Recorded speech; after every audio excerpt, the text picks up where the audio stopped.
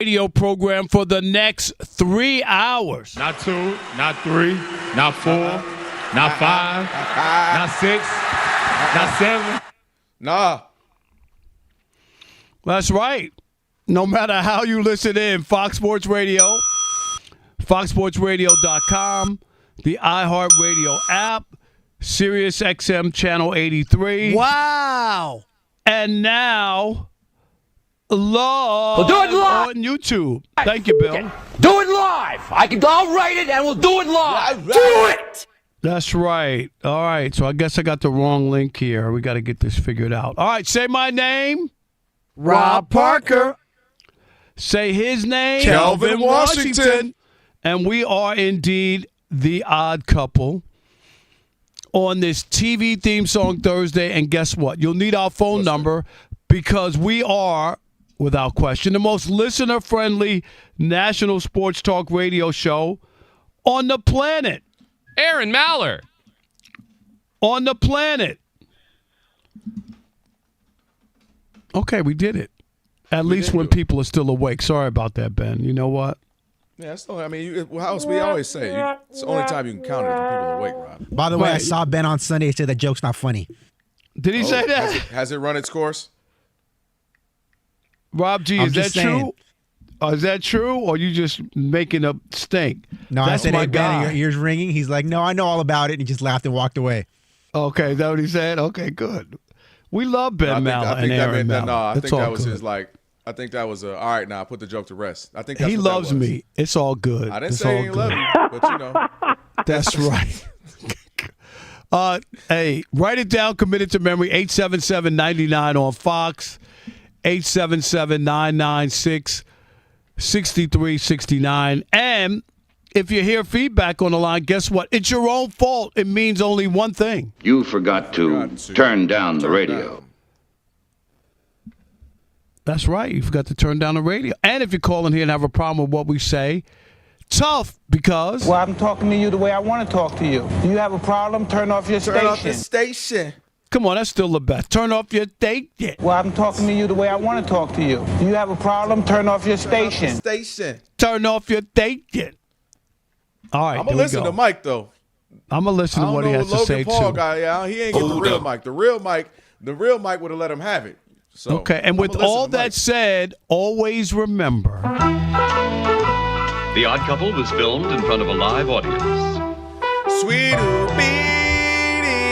Beanie, yeah. All right, let's go. Big show. Let me welcome in my co-host. He is... Kelvin Washington. What up, man? Happy TV theme song Thursday. This week is flying by, dude. What state are you in now? Hawaii? I'm still in New York. I will be heading back to home to Los Angeles tomorrow, and my goodness, it's time to get back. Yeah, come on, man. Sleeping on the boneless couch can't be it. Yes, Come on back to your there's a real bed in the apartment. I'm not sleeping on the boneless couch, but I had to make sure my dog was good. All right. No, All I'm right, good. Make sure you was good. Okay. The boneless Everything's couch. sweet. I'm good, man. Good day. It's good, Spent yeah. some, no TV this week. No early morning TV. So I'm up, take care of stuff at home. Took the girls to a little Discovery Cube, had some fun out there. So yeah, man, ready to rock and roll, bro. I'm always surprised that if you take off, why wouldn't you take off from both? You know what I mean? To have No. You're right. You don't have You're any days right. left. You have taken a lot of days off, though. No, I haven't. But I have to be. I don't have the tenure. I'm just saying, that you and Alex. I'm Raji just saying. have. I don't have the tenure that I have at TV like I do here yet. So I got to be more strategic and use strategy when it comes to my days off. I can't just be gone weeks at a time like you, mister. I ain't take days off for 6 years. Now I got to have to take off months. Well, I'm just saying. That's all. I'm not mad at you. But you're right. Okay. I have to call it off. When I'm off, Yeah, no that's TV not off. or radio. Right. Woo. Definitely. All right, hey, let's welcome in the Odd Couple crew because we wouldn't be able to do this fine radio program without them. Rob G is our producer. Bud Mexican is. There you go. Alex is our engineer. Alex, you're a hidden talent. Monty Bolaños is at the anchor desk. She'll keep us updated throughout the program. How are you, Monty? Great. Great. And I'm great. Of course, I'm great. How are you? You're great. Great to hear you. What's and up, Monty? Sagar is our social media guru. Man, that's just wild. That's just wild. That's got to be racist. That's got to be racist. It just has There to you go. All right. So You're just jealous. what? That's a great drop. It is a great drop. The saga. It is great. But it can also be racist, Rob G. There is no other sports talk radio program playing Indian music on. I mean, let's just be honest. Punjabi MC, baby. Shout out to Punjabi, is that MC. it? Punjabi MC, yeah. K-Dot. The Jay-Z version is lit, too. Yeah. K-Dot. It's not racist here. We're dot over feather. We're all good. Okay. Is that we got it? See? That's right. Yeah, that just got racist. Okay. Yeah, just like make sure Saga to like delete me out of that. We're all good. Oh, y'all look crazy. Hey, this is going to be a great show. And if you want to watch us on YouTube, all you got to do is check us out, Odd Couple FSR on YouTube. Hit that subscribe button again. Just search Odd Couple FSR and subscribe. All right, let's get to the show. We got a lot to get to on this TV theme song Thursday. Rob G, they're moving mountains, doing things at the Basketball Hall of Fame that make no sense to me. Yeah, and it has nothing to do with LeBron James, which we're all excited about. I think we're all LeBron down for the last 72 hours or so. We're tired of talking about that dude. The Naismith Basketball Hall of Fame is launching a new exhibit. I know Rob's never missed a new exhibit.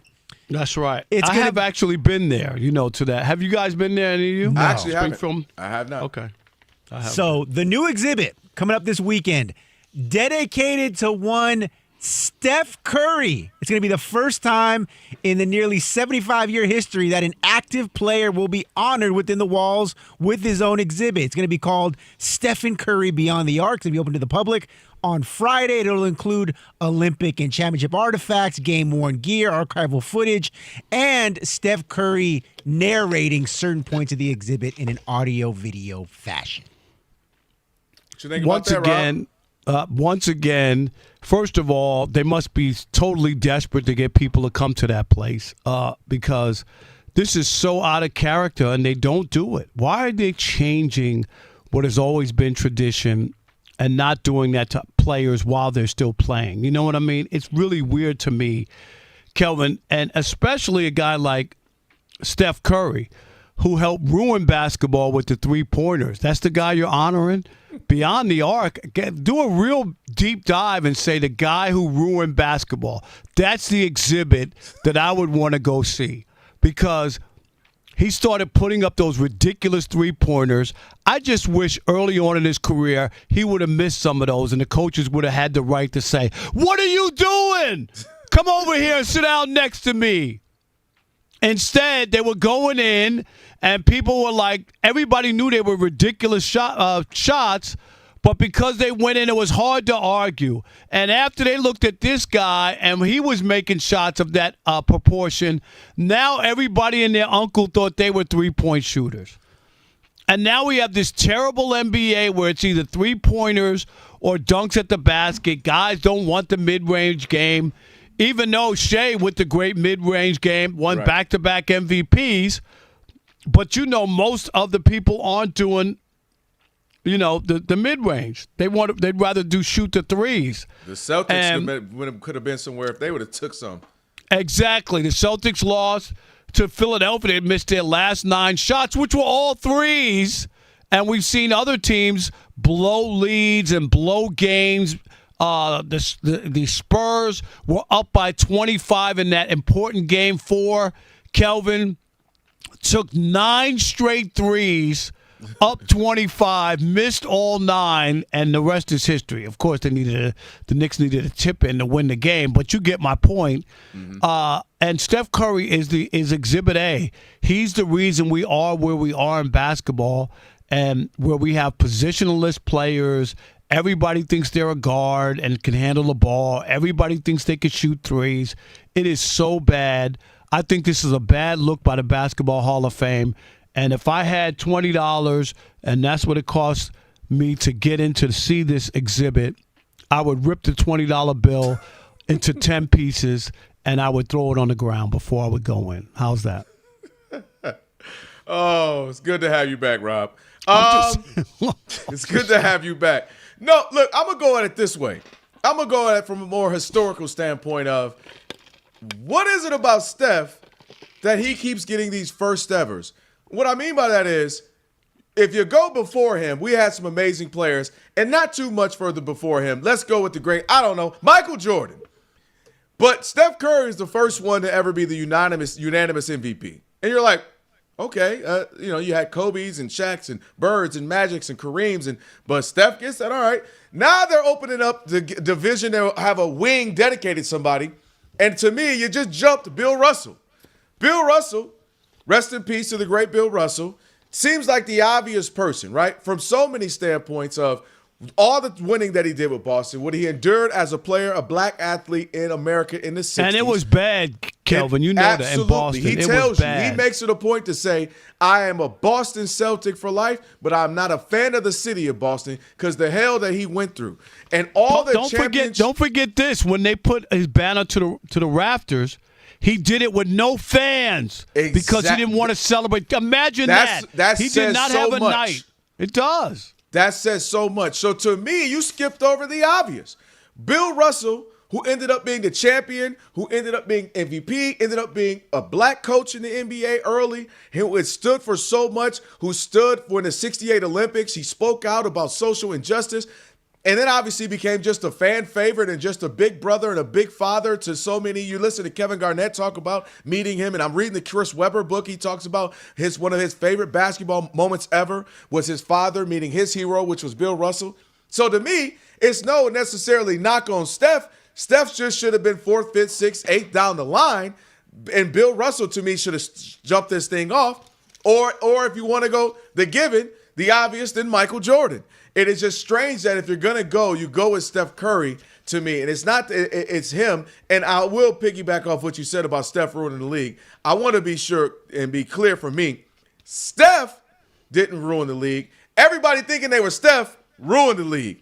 Your grandmama, Big Mama, can cook without looking at ingredients, right? She's just got that in her. She can just put this. She knows what to do. She's a little heavy-handed on the salt, though. She's a little heavy-handed on the salt. Your ankles might swell up a little bit, but you'll be all right. You ain't Big Mama. You need to look at them ingredients. Everybody can't be Steph. Everybody can't shoot from the logo. Everybody can't shoot from the half. Come off dribbles, behind the back, pick it up, go left, go right, and shoot. So I get the sentiment of the threes, but I think it's because we all lost our minds and thought we were Steph. And now, as a coach, I coach my daughters in basketball. You got 6-year-olds, 7-year-olds, 8-year-olds chucking it up from behind the three-point line. They're so small. So it's the problem is everybody thinking they're Steph, more so than Steph, because he is beyond efficient at it. We know that. But I just think the NBA, to me, was really odd to skip a Bird of Magic, who we know saved your league, Bill Russell, the grandfather, Jerry West, the logo, Jordan is Jordan. I don't have to say anything else. And then, if you wanted to go the late, great Kobe, or even if you wanted to go LeBron, who's been more the face of the league than Steph, I just find it strange that he would be the first one to set it off with. I'm bewildered by that. More than anything. Or it could have been, now if you told me it was an exhibit of basketball shoes that didn't sell, then Steph Curry should be to the front of the line. You said the Kaiser Permanente 8s, the Hall Monitor 3s, I'm with you. The Cedar Sinai 5s, I'm with you. The first pair, I swear, I was like, those are nurses' shoes. Like you would wear. 1,000%. Am I right? I'm like you, that's what they look like. Sitting there like this, doing a Birdman, like, ooh. Wait till I get some of those. Don't even ask Daddy what he want for Father's Day. That'll match my smock. You know what I mean? Yes, like that'll match my smock. Don't even ask me what I want for Mother's Day. I want those. Them nurses is going crazy with the Steph Curry ones. Crazy. All right, 877-99 on Fox. We want to hear from you. Remember, this is a radio show, not a podcast. And we take calls, 877-99 on Fox. We value your opinion. And here's the question. Do you have a problem with the Hall of Fame honoring Steph Curry with his own exhibit? We'll continue that conversation next with you. It is The Odd Couple, where we deliver insight, not noise. Rob Parker, Kelvin Washington, right here on Fox Sports Radio on a TV theme song Thursday, where I think I want to hear 227. I'm just saying. Oh, yeah, that's your jam. Low-key, I think that might be your favorite. That's one of my favorites. It is good. Stick and stay. Especially if you love TV theme songs that are made in black and white in the US of A. 227 just made it. It just made the color, Alex. All right, so check it out, folks. The hiring, right? Hiring the right people, we know that it can make all the difference. And when your business needs proven talent, Specialized Recruiting Group is ready to help. So whether you need a consultant for a project or a long-term employee for your team, Specialized Recruiting Group delivers professional staffing solutions tailored to your hiring needs and timeline. So connect with SRG and SRGpros.com. With local insight and national reach, SRG takes service-first approach to recruiting. Instead of flooding you with resumes, they focus on depth discovery to understand your business, your culture, and the skills needed for the role. So from project support to contract to hire and permanent placement, SRG helps you build your team your way. So when you need professional hiring solutions backed by local market insight and personal accountability, make sure you turn to Specialized Recruiting Group. With community roots, national reach, and personal accountability behind every hire, the SRG network of niche experts understands the tools, standards, and expectations needed to make hiring a success. So get started today when you visit srgpros.com. That's srgpros.com.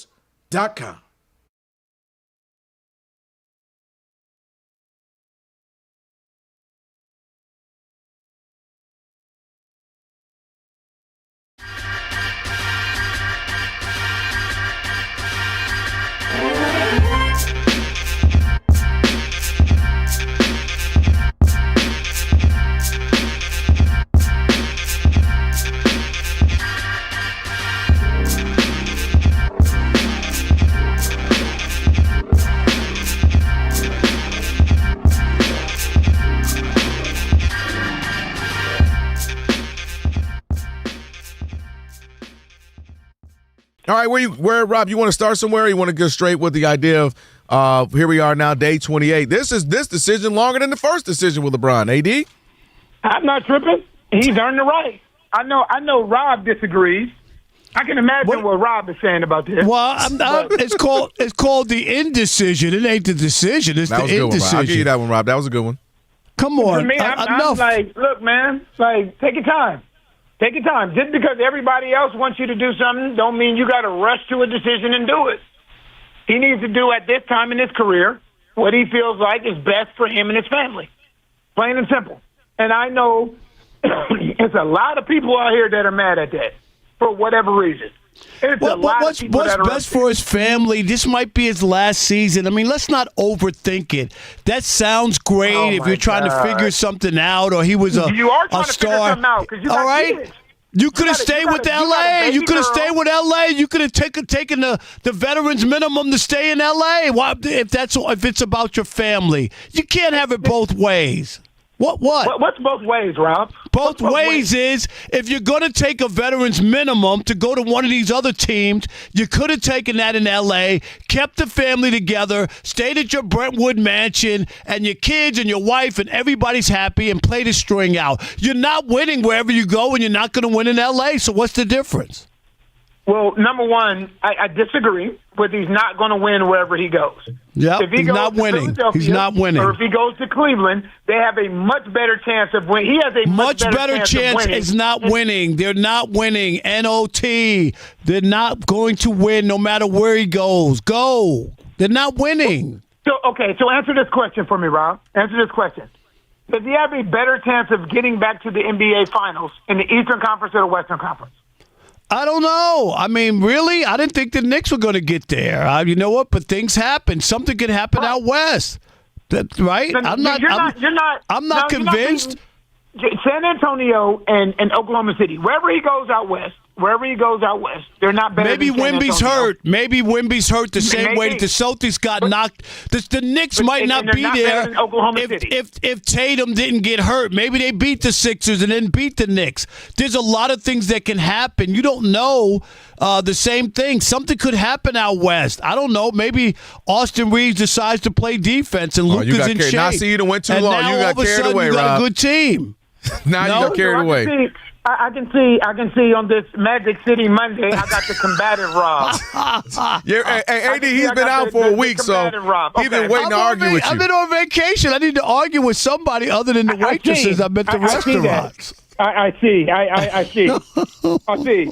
You know what? Like the producer Rob could have warned me before I came on. You could say, "Hey man, you know what? Let's go have some fun." Rob's a little testy. He's a little combative.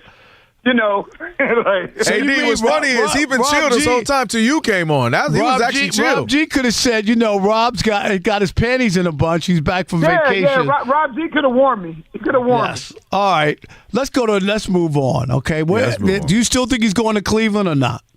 No, I think he's going out east. I don't think he's going out west. Okay. I don't. For me, Cleveland, Miami, or Philly. I think for his skill set and what's needed, I think Miami would make sense. Philadelphia makes sense as far as simply winning is concerned. But if he wants to play that role of a guy that can facilitate and have a little bit of a higher usage rate, and with his skill set, his ability to facilitate, I think Miami is the best fit skill set wise. But Philly, to me, is the best fit for winning. All right, AD, I want to go here. The team that he left. Matthias Thybulle now. You got Zaire Williams as one-year deals. These guys. Yeah. You don't sound so through with the moves. Yeah, I saw what I saw, though, AD. When I saw this one, the people on, socials were all Rob cooking. Rob, as in Rob Palenka, he's cooking. You ain't buying this dish? You don't want to eat this? He's cooking what? What, he boiling a hot dog? I guess. Because, look, man, where would you put the Lakers now in the Western Conference? In the top what? At highest level, I think the highest is fourth. I think more of a fourth. Not a chance. Because you're not putting them ahead of San Antonio. No. Oklahoma City. No, those are the two givens. Denver. You are a little higher on Denver than I am. You're putting this Los Angeles Lakers team the way currently constructed. I'm with you, Antonio. I'm sorry. But AD, okay, that's 3. Then I said the Lakers at the ceiling is 4. Keep going.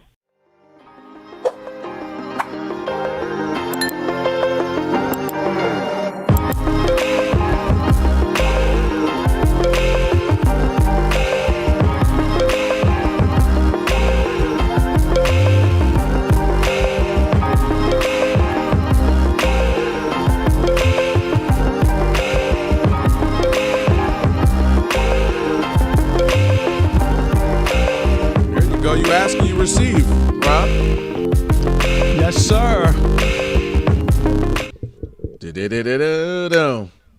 It's the Odd Couple. Get it, Rob. Rob Parker, Kelvin Washington on a TV theme song Thursday. I kind of feel like you want me to let this thing rock out a little bit, huh? Let it rock out just a little bit. Okay. You know what it is? No place like home. Family, you're never alone. Here we go, Kelvin. Right, big the big finish. Close. Ain't no place like. Ain't no.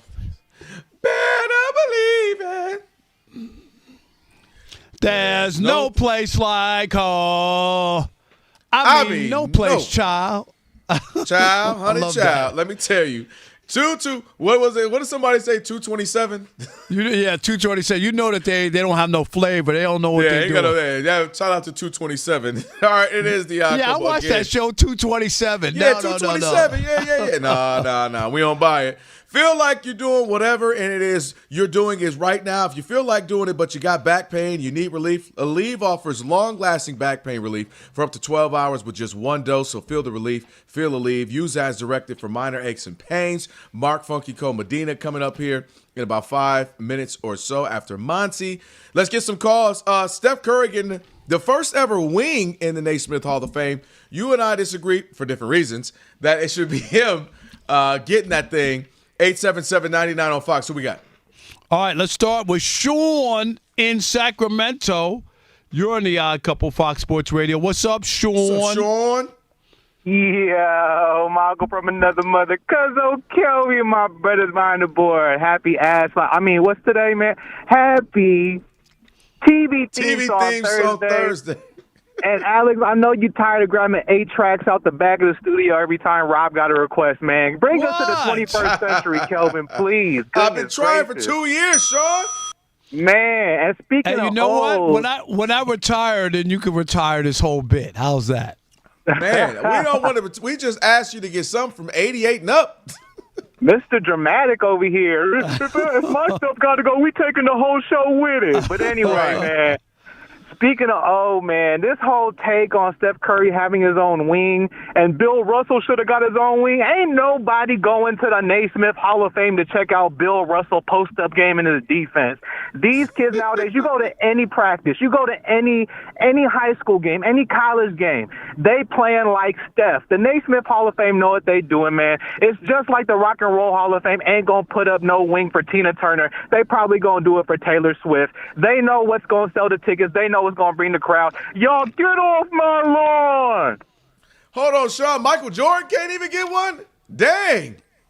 Ridiculous. I hear Sean. Hey, that's fine. They could have a, you know what? They do have an exhibit in the Steph Curry, they do have like a function. A section in the wing? Yeah, where it's a playoff scenario and the kids get a ball and they have to miss the shot because they want to be like Steph when there's less than 20 seconds to go. So it's I'm sorry. I thought you were gonna say through the ball or turnover in Game 7. Oh, that the dipsy doodle, right? That one. Rob from Spokane, Washington. You're on the Odd Couple Fox Sports Radio. What's up, Rob? Hey guys, how you doing? Thanks for having me. Long time listener, first time caller. You guys, wow. I love you. How long you been listening? Oh, 2 years, easily. Wow, beautiful. Right. Thank you. Appreciate you, man. Thank you. So listen, I had a thing. If the NBA Hall of Fame had been doing this as a regular thing for the last 5 years and had done all the other GOATs who had retired or passed away, I'd understand. A special exhibit on its own, separate from the rest of the hall, as a show of great respect to that individual. But if the idea behind showcasing current players is to draw in more new and younger crowds by doing this, why are you starting with a player whose heyday was 6 years ago? Thank want to you. do current players? Begin with some younger visitors so they know someone they know and recognize when they go to the hall instead of standing around with their dads going, I don't know who that guy is. I don't know who that guy is. Start with the current champs, Jalen, Wemby, Shea. Seems to me like they're only doing Steph so they can do LeBron next. Okay. Right, you would just think, and I hear you, if you're going to do Steph, then, like, seriously, LeBron can have his panties in a bunch. We're playing the same era, right? Like, yeah. Like, what did, I'm the all-time leading scorer. There's no exhibit about me? Like, seriously. No, I mean, that's why I said they kind of skipped. I don't mind the Steph wing. It's just the Steph wing being the first one is where I'm like, wait, whoa. If you said the Steph wing was the fifth one after a Bird and Magic, maybe a joint one, and then, like I said, a Bill Russell and a Jordan, and then maybe a LeBron, like, okay, that makes sense. But for him to get the first is strange. It is. All right, Rob G., I thought we banned MJ from New Orleans. How'd he sneak on here? You're on the Odd Couple Fox Sports Radio. Hey, Rob Parker, slow down. Peace to the half shrimp, half oyster po' boy brothers. Ooh. Hey, Rob, I heard you the second time talking about throwing a rat at me. Now, it's on the west bank, across the river from New Orleans. We don't do the rats, man. We don't do the rats either. Okay, good, because it was a big one in downtown. There was a big one. I ain't gonna lie. New Orleans, that chased me, even though it was dead. I just couldn't understand. It chased you in your nightmares the way you took off and left us. You didn't even check on us, Rob, to see if we were all right. Hey, Rob, you're the biggest one to call the one. I don't know how you did that one, man. Come on, man. Man, that man was at the restaurant in 2 seconds and left us. That's cool. Hey, I'm co-signing this, and it should be titled the Wardell Wing of the Naismith Basketball Hall of Fame. And the word to Tupac, I ain't mad at you, the rest of that stuff, which is the time an active player will be honored within the walls with a dedicated exhibit. Plus, I love it, especially that Wardell Stephen Curry, a.k.a. the King of Akron, is once again over the longevity hang. Gotta love it. Thank you guys for taking my call. Continue to have a great show on purpose, man. Have a great weekend also. No doubt. Hey, appreciate you, man. Appreciate you, MJ. All right, that it? All right. Mark Funky Comodina on the other side. No, we're going to have him for real? Yeah, not just to laugh, the real Mark. Maybe. We'll see. All right. We'll see. All right. Guys, Sean had it right as the first caller, where Steph Curry is just, he's trendy. Is that the right word? You know what I'm saying? Like for the kids. Like he's fantastic. Right. I love Steph Curry. He is, to me, he changed the game, and I love him. But I think it's more for the younger generation. As much as I would like to see a Michael Jordan exhibit, I don't know if the kids do. And I think that's the push Monty, here. I think you're wrong, and I'm going to tell you why. Well, they're doing it, Rob, so. I know, but I'm going to tell you why. You say they still buy Jordans. Michael Jordan, you know that those shoes have actually gone down. Now there's no lines for Jordans. You can buy any Jordan you want now. Not the exclusives, but the kids still wear them more than any other Of course they do, but it's not like sneakers before, Rob. Before you couldn't get your hands on Jordans. Now you can get your hands on Jordans. It's easier. Right. No, but it's my point changed, is, but it's just. Yeah, go ahead, Rob. All I'm just saying is they still the number. Jordan hadn't played in 15 years, and he still has the number one selling shoe. The kids know who Michael Jordan is. About 23 years he ain't played. Has it been that long? It's been a long time. It was in 03. The kids aren't shooting a ball and yelling, MJ. They're not. They're shooting the ball and saying Curry. Monty, I love Steph has been the most one. You could make an argument he's been the most exciting player ever. If you want to say first, second, third in that regard, and very, of course, just transformative. However, I'm just saying I thought you would start it maybe with the guys who saved the league, Bird and Magic. That's all I'm saying. But that's not. I don't know if that would sell tickets. And I think that's the point. It's like, what would sell tickets? So wait a minute. Can we stop seriously? And Monty, I'm gonna say this.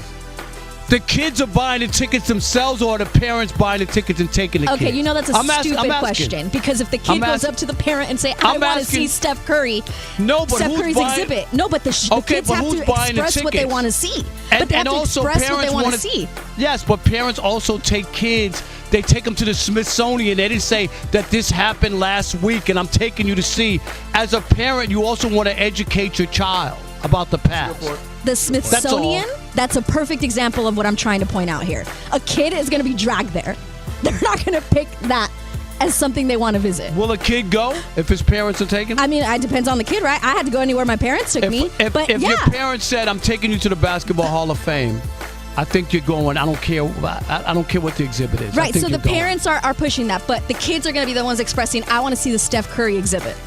Like that's just how I think it is. But you're not crazy, Monty. I just think there was no reason why they couldn't have started somewhere else and have them, bam, back to back, roll these things out. But to just start with Steph, I just thought that was strange. That's all. All right, we were eating into more time. All right, real quick here, guys. We've got two baseball games going on. The Diamondbacks lead the Cardinals 8-2. It's the top of the 8th inning, while the Royals and the Tigers are scoreless. Top of the 4th there. The Twins already defeated the Guardians in 12 innings. 3-1 was the final score. The Braves hit 4 home runs in their 6-5 win over the Padres. And the Blue Jays took down the Tampa Bay Rays 3-1. NFL news: Panthers promising second-year linebacker Nick Scorton tore his ACL during the team's first day of training camp. He will be out for the season. Good news for Giants fans, though, because wide receiver Malik Neighbors will not be placed on the physically unable to perform list to begin training camp.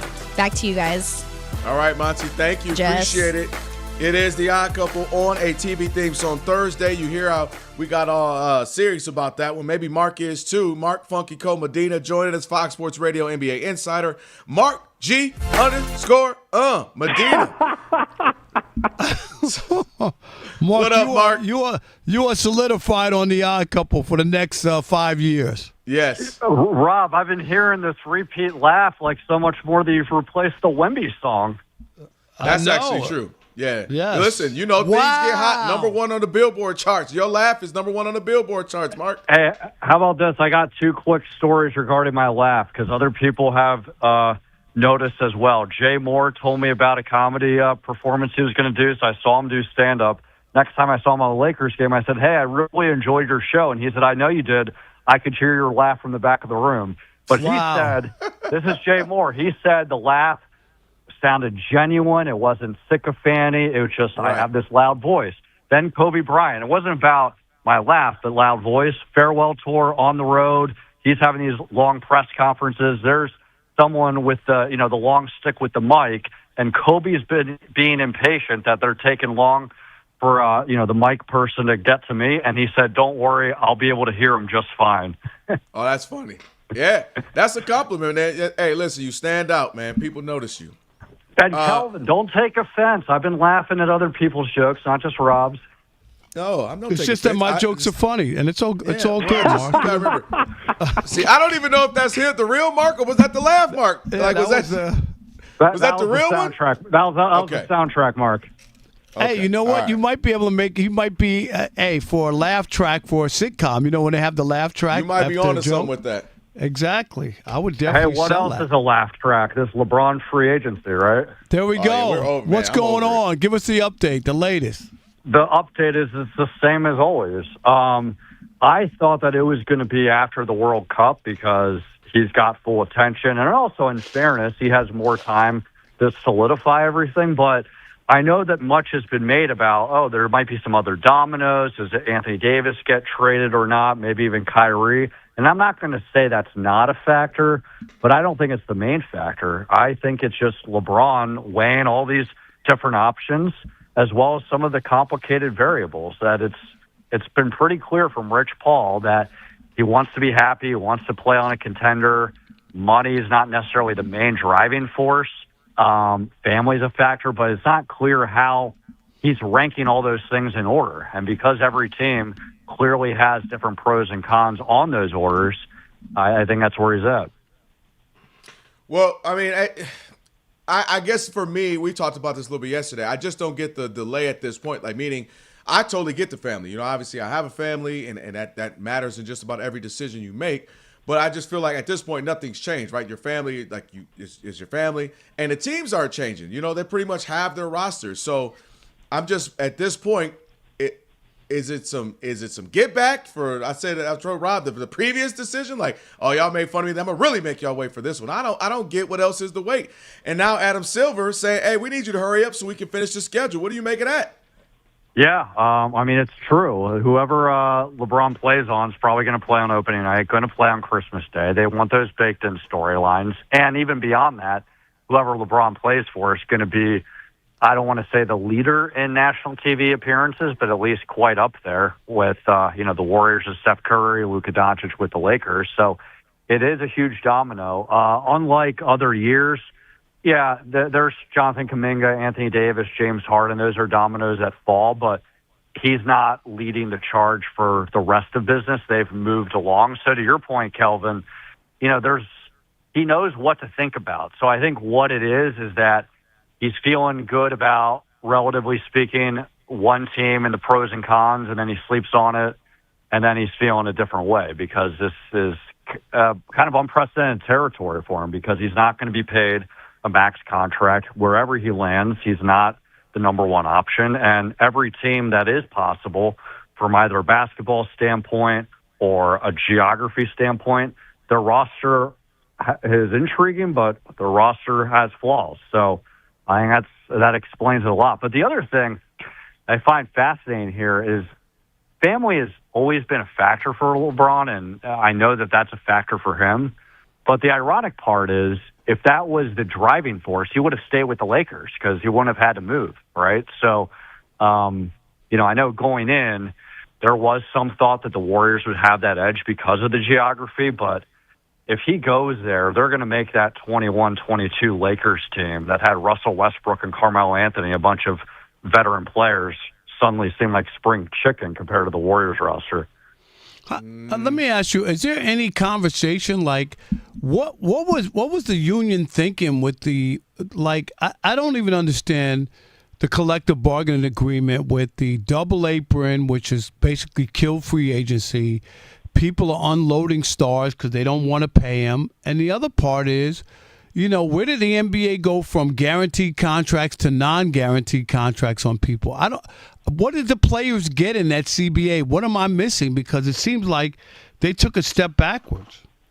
Yeah, well, a lot of players don't like what the players' union did, but in fairness, a lot of the players that aren't involved with the players' union directly don't always voice those concerns. But I think the bigger thing is that the players' union is always going to lose in the deal, so it's a matter of what can they at least keep salvageable. so that they don't lose everything. So what has been driving forces is making sure they still have a good cut of the total revenue that's coming in. When it comes to guaranteed contracts, that fluctuates player to player, but the reason why it's shortened than, several years ago, basically before the 2011 lockout, is that the owners clearly want to be able to have more flexibility. But I think players want that too, just to be able to switch teams, but also take advantage of possible raises a lot shorter. So I think before they liked the longer contracts because it gave them assurances, especially if they're injured. But I think the thought process recently has been, hey, shorter's better because then you can get a better contract sooner rather than later. Hey, one more for me, Mark. Did anybody win the summer in your estimation, whether it be through draft, trades, free agency, whatever? Is there a team you say, hey, man, that team really took full advantage of this summer, this offseason? Yeah, the Philadelphia 76ers. They fleeced the Boston Celtics and Jaylen Brown and trading Paul George, who's a lot older than Jaylen, who has a lot more injuries. I know that there's been a lot, and we've discussed about Jaylen's attitude and whether he would be able to be a fit with Jason Tatum and after being the number one option and playing well with the Celtics after being involved with the Giannis trade. But the version that they're getting with Jaylen is revenge toward Jaylen Brown. So he's going to be at his very best, and I think that because he had that experience playing with Jason Tatum, any X's and O's and role adjustments with Tyrese Maxey should be fairly seamless. Now, can Joel Embiid stay healthy? We never fully know, and you can't bank on that. But we've seen Tyrese be an all-star. We've seen VJ Edgecombe be the third best rookie last season. They're going to challenge the Knicks in the East as the best team. All right, we got to leave it there. Mark, appreciate you as always. Mark Funky Cole Medina, thanks, man. Hey, Kelvin, I'll give you a laugh. That's phony. Yeah, see, the emphatic that was from one. Was from the belly. I don't feel like, hey, Mark, I don't feel like Jay Moore right there. Like, that was fake. You didn't think that was genuine? That was genuine? No, that wasn't genuine, man. We'll do the jokes next time. Yeah, next time. Right, just save it for when it really happens, man. Thank you, Mark. Appreciate it. Appreciate you guys.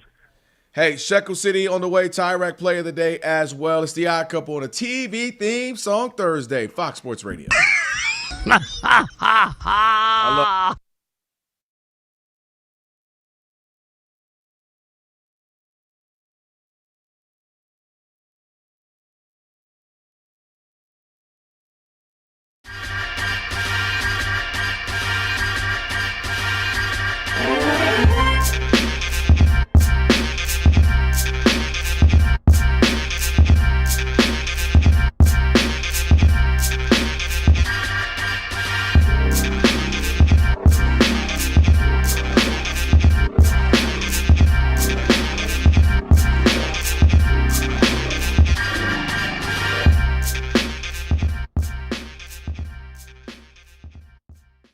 I mean, a whole lot of nothing, right? They're still playing the waiting game. This now has gone on longer than his previous three free agency periods. I saw that movie. I didn't like it. Oh, that's a crying game. I'm sorry. And ESPN has reported, hey, do not expect any decision to come today. And that's no surprise because Rich Paul, on his own podcast I dropped this morning, in response to Adam Silver, said, hey, can we call him Paul Poor? Paul now Poor? No, he is rich, though. He is rich. He's very rich.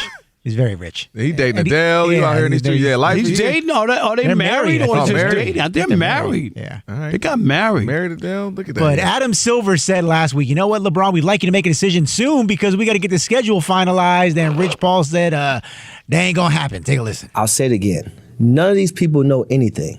Nobody knows nothing. And I say that respectfully because we haven't made it to where anybody knows anything. So I think it's important for people to understand we're not making this about attention and a spectacle. It's not about a decision or anything like that. He has a choice to make. He has a business choice to make. We're not going to sit here and decide or allow someone else to decide when he makes that decision or that choice. It's a business choice that he's making. And I think as an athlete, why is it that an athlete has to rush his choice? Okay, I want to answer that. Because from a business perspective, you are making a choice between jobs, high-level jobs, and you've earned the right. You're a big-time executive that's with an unbelievable, arguably the best resume in the history of your job. Who's rushing you? Okay. Nobody. And I get that, Rob. I do get the idea that at this point, LeBron, year 41 years old, be 42 in December, he has earned that right. What he's been the face of the league, carrying the league, him and then obviously Steph over the last 10 years, and being kind of the ambassador of the league. I get that. We had this conversation with Aaron Rodgers. And Aaron Rodgers. What a shocker that Kelvin is a LeBron apologist. No. And Aaron Rodgers, now Kelvin, see, this is where you're wrong. I want him to come out so we can be done with this. Because despite what Rich Paul says, or we're not trying to make it a spectacle, every hour that it goes by, it is a spectacle because everybody wants to know, because you got the daggone commissioner coming out saying, begging and pleading, please, can you hurry up, make a decision so we can make our scheduling? And that's the most fascinating part of this to me, Rob, is that here we are, about to be year 24, 41 years old, be 42 in December, and at the league, Adam Silver has put it on hold. He pressed pause with advertisers and games and Christmas games and all that, trying to figure this out and figure out what LeBron does. And a part of me makes me wonder, is any of this trolling getting back at folks who were mad at him for the first decision where, in his mind, I just decided on what I was going to do, told you where I was going, tried to raise some money for kids, and everybody was mad at me. And I'm wondering, Rob, is there a part of him that's like, now I'm really about to take my time? Is there a part of him that's really, I'm about to really milk this and sit on this? Because the last time I did it in a more, timely manner in comparison to this, y'all had an issue with me. So I'm wondering if there is an element of trolling with this. But we do know that, again, what he means to the league, because if this is going to be it, this is what I was explaining last week. If this is it, let's say he comes out one more year with Cleveland or one more year with whoever, Minnesota. Adam Silver cannot miss out on that. That Christmas game, if you're normally charging $250,000, $500,000 advertisers, you charge $1 million, $2 million if it's his last Christmas game. That last game versus Cleveland, if he goes somewhere else. I don't think anybody would pay that not knowing what LeBron's going to do. I wouldn't. Well, that's what I'm saying. But I'm saying if he comes out and says, he hasn't I'm going announced to that this Cleveland, is his last I'm year. saying that's why all this is important. That's why Adam Silver's waiting. Because if he comes out and says, this is my last season and I'm ending it where I started in my home turf of Cleveland, that changes everything for the NBA, because now it's not a regular season. Now it is a farewell tour for the guy who's been the ambassador for the greater part of a quarter of a century for your league. And that's why Adam Silver's pausing, and that's why it matters, and it shouldn't matter. Because if this was a 42-year-old Vince Carter who wanted to be a sharpshooter for a team and play 8 minutes a game, nobody would care. Kurt Thomas or Juwan Howard when they played, or Jared Dudley. But LeBron still matters to the league for multiple reasons, and this is why Adam Silver's on pause. And Rich Paul is telling him the man is trying to take his time. But there's an element. I'm wondering, Rob, there's some trolling, some get back for the last time he made it 16 years ago, and everybody gave him all the smoke for it. I wonder if he's milking it a little bit because of that too.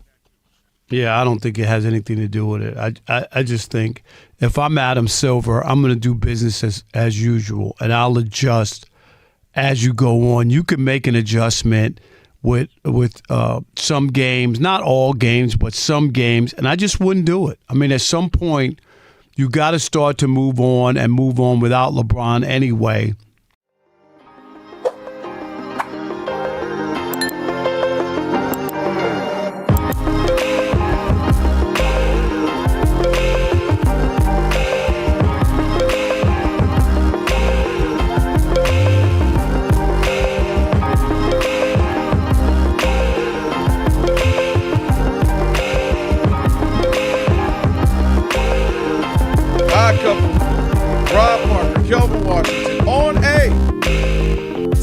On Thursday. Shout out to Mark Funky Comedina, just joined us. Appreciate that as always.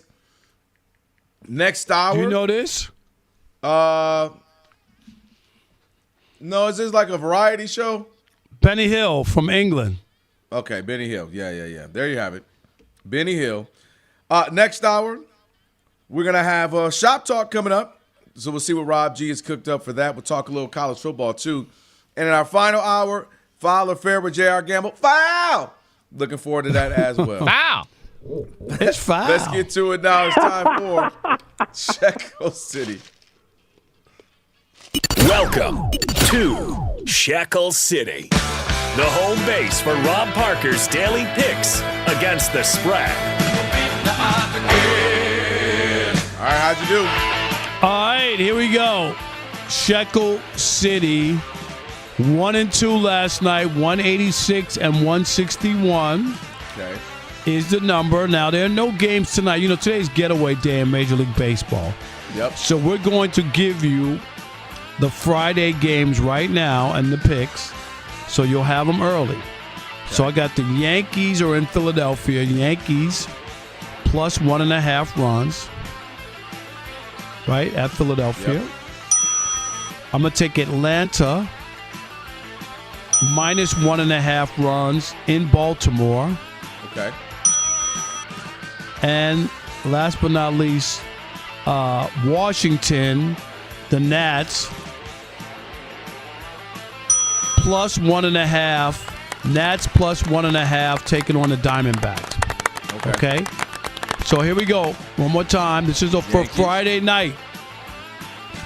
Nats plus 1.5, Atlanta minus 1.5, and the Yankees plus 1.5. And remember, Kelvin, what's that? I'm not telling you who to bet on. I'm telling you who I bet on. All right, there's your Shekel City. Let's get to the Tire Rack play of the day. 3-2 to Drake Baldwin. Baldwin with a high fly to right field. That could be chop house bound way on back, and that's going to leave as well. Homer by Drake Baldwin. That's his 19th of the year, and that increases the lead. It's now 6-3 Atlanta in the 7th. Braves Radio on the call there. That's your Tire Rack play of the day, brought to you by, of course, Tire Rack. And for over 40 years, Tire Rack's been helping customers find the right tires for how, for what, and for where they drive. Ship fast and free. Backed by Free Road Hazard Protection with convenient installation options like mobile tire installation. TireRack.com. It is the way tire buying should be. Speaking of baseball, Rob, you had some thoughts on some of the ratings from Dodgers-Yankees. Yeah, the ratings were huge. I mean, it is the second highest rated Sunday night baseball game, Kelvin, since 2011. Oh, dang. And think about this. No Judge. Right. Judge did not play. So, you got the Ohtani thing, but no Judge, and you still were able to pull in those numbers. If you're NBC with the package Sunday Night Baseball, you're not thrilled? You're thrilled to death. No, you're feeling good. You know what it tells me too, Rob? It tells me if I'm the Yankees, we can trade Judge. Like, we don't even need him. We can trade Judge. Get on up out of here. The street, everybody here, they're watching it. The fans It's are here. incredible, though. But those are big numbers. No, that is a big number. And I mean, we talked about it too. Listen, if baseball can get Dodgers, Yankees one more time, they might even settle for not having it again for another 30 years, 40 years. Yep. No, you're right. And it can, a lot of people, if you look at the Yankees rotation, they have a rotation worthy of a chance at the World Series, or, it doesn't mean they're going to automatically win, but their pitching is that good. They're top 4 guys. So Yankees, Dodgers, people can deal with that one more time. And maybe it's a more epic series rather than a 5-game series like last time. Yeah, we will hope so. And then, obviously, you couple that with the Knicks winning New York and then the Jay-Z shows, New York will be going crazy right now. They got a new mayor too. Boy, New York will be on fire if the Yankees mess around and won it. Jason Smith wouldn't be. He won his Mets, but they'd be on fire. Jason All right, we got to Smith talk some would be college sick. football next. We'll do it. It's the Odd Couple.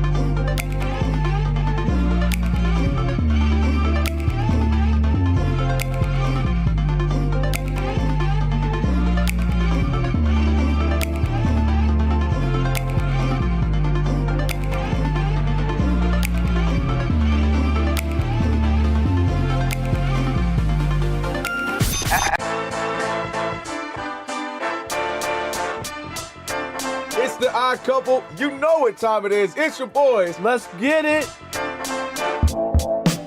The Odd Couple is fun. Check. And informative. Check. What's up, America? You want to talk sports with 1.5 of the best-looking guys in the game? That game was incredible. You are wrong. You'll be king of the water cooler. What's it like working with Rob? Rob in his mind is like Chris Rock mixed with Richard Pryor, so I'm running out of fake laughs. Ha ha, Rob. Rob is very passionate.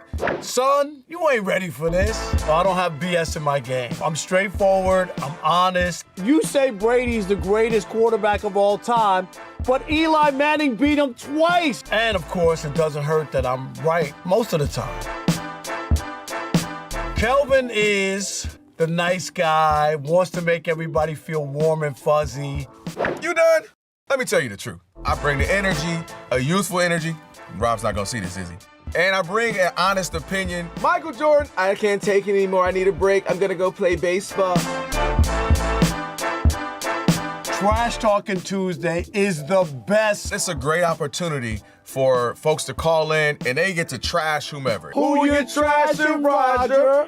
I'm trashing LeBron James and Michael Jordan. Oh, okay. They can't even hold Wilt Chamberlain's shoes. Stop talking about the king like that. It's a new era. Let LeBron be the best, please. I only recognize one king in the United States, and that's Burger King.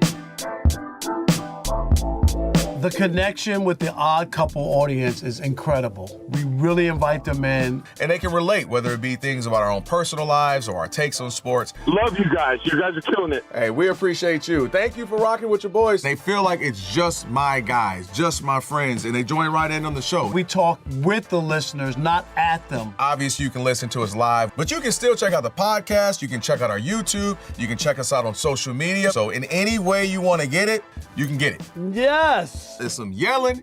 It is some hot takes. It's a whole lot of fun. I'll give you that. It is fun. I agree. Begrudgingly. The Odd Couple. Sports talk that's too good and too fun.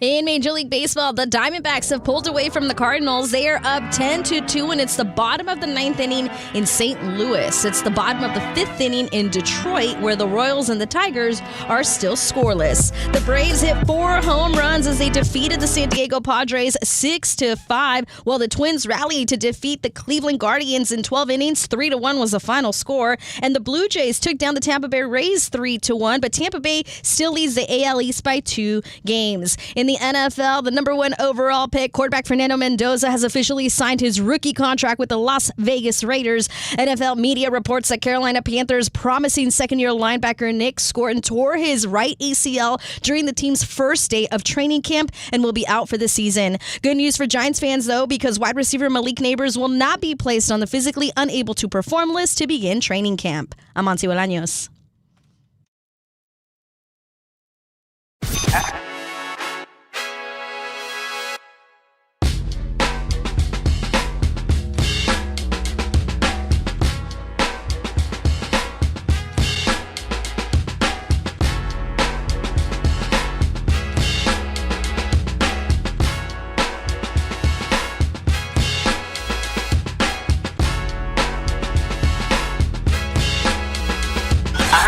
Can this sports writer and this sports fan share a radio show without driving each other crazy? Now, live from the Fox Sports Radio studios, here's Fox Sports Radio's Odd Couple, Rob Parker and Kelvin Washington. That's right. Hour number 2 with the Odd Couple, Rob and Kelvin, with you on a TV theme song Thursday. Still so much left in the show.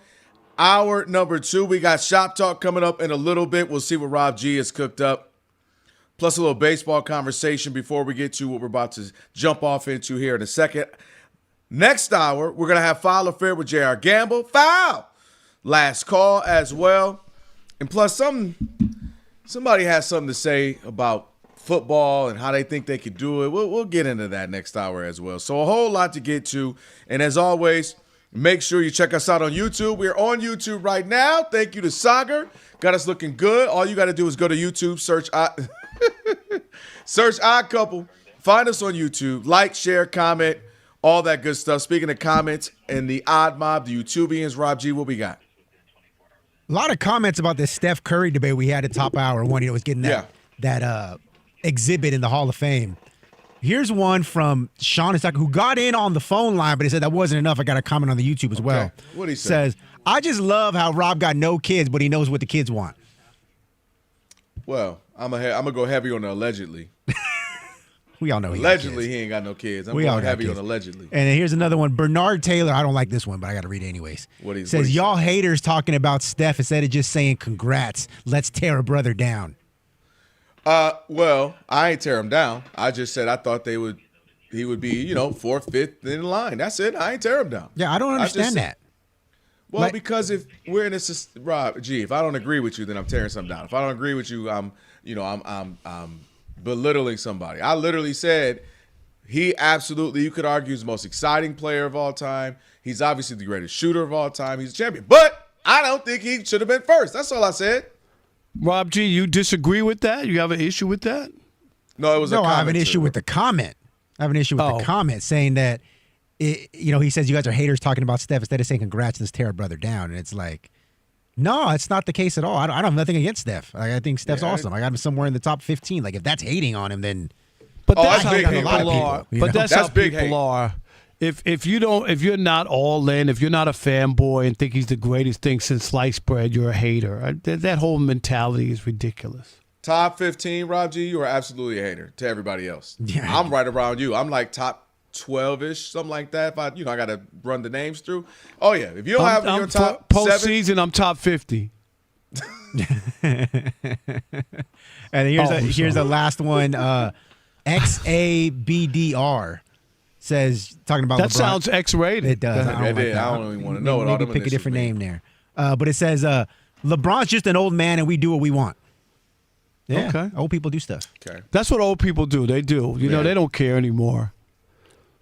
I'm trying to, I don't know what I'm going to do. I don't know what, once I get old, I'll probably be that way, I'm thinking. Once you get old? Okay. That's fine. Rob G. Hanging out with the mentees don't make you 25, Rob. What? Hey, guess what? Hey, Mark, you were spot on guess with what? that one. We're sold out. I want you to know, we Rob know. G. We are sold out. Hey, it's going to be so crazy in Atlanta when we get there because, like, the after part is what's going to be crazy. Like, it's going to be, like, the talk is just, it's going to be. You got a tissue for me? Hey, you might steal the whole narrative of NABJ. You know, Mark Medina, the reason why he was on the phone today instead of tomorrow is because he's at NAHJ right now.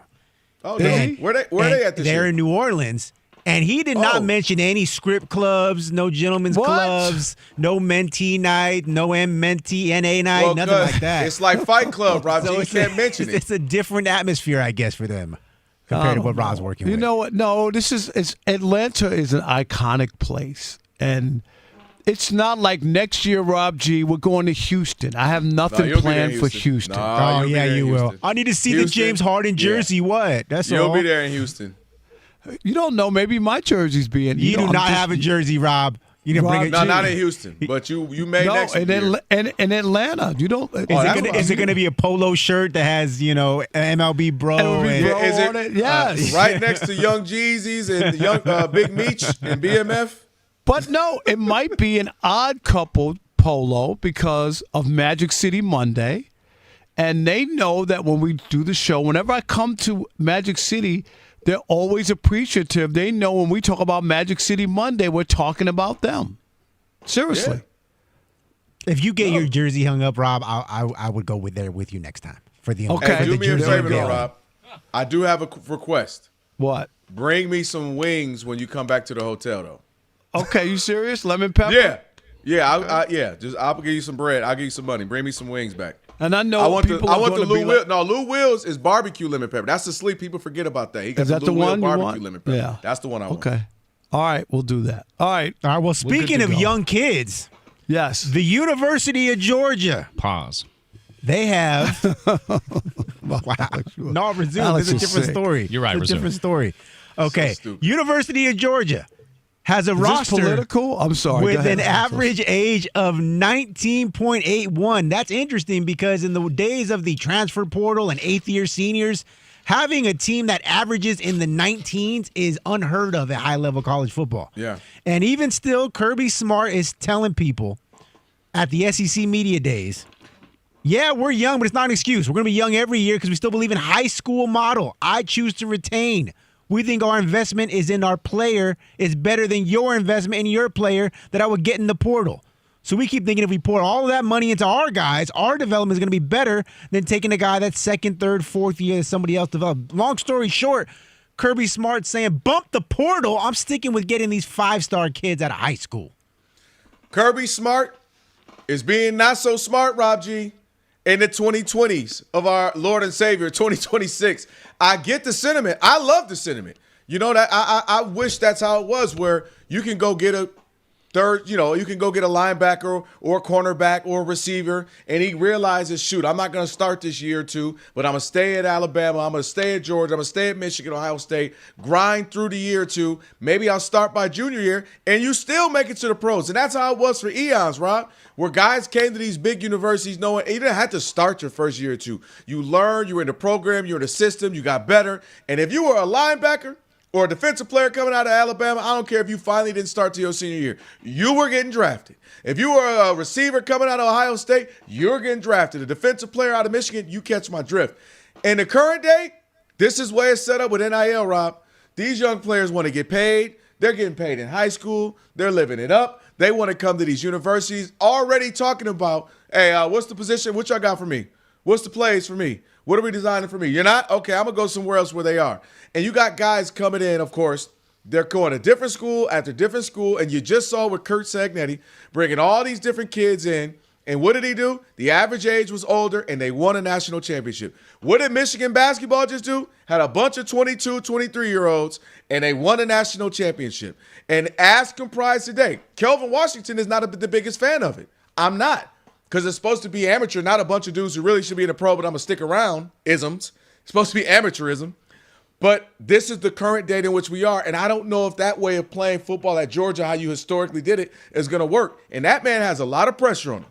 A lot of pressure because of the position he holds as head coach of Georgia. And a lot of people have expectations of national championship or bust, and it's been a few years. So I just think the way he's going about it is admirable. I get it. But I don't think it's going to work in this current day and age where guys are going to get, all right, let me go get a fully grown, developed 22-year-old versus a 17-and-a-half-year-old who just graduated who's not going to be able to do much, or an 18 or 19-year-old. I'm going to go get this grown-as-heck offensive lineman from somewhere in, Iowa or Midwest, and who's already fully developed, got a beard, and I'm going to go get this stud defensive lineman from California and this guy from Florida, and I'm going to have me a team full of dudes and mercenaries ready to go win a championship. That's just where we are, Rob. It seems to be what's working not only in just college football, but also college basketball.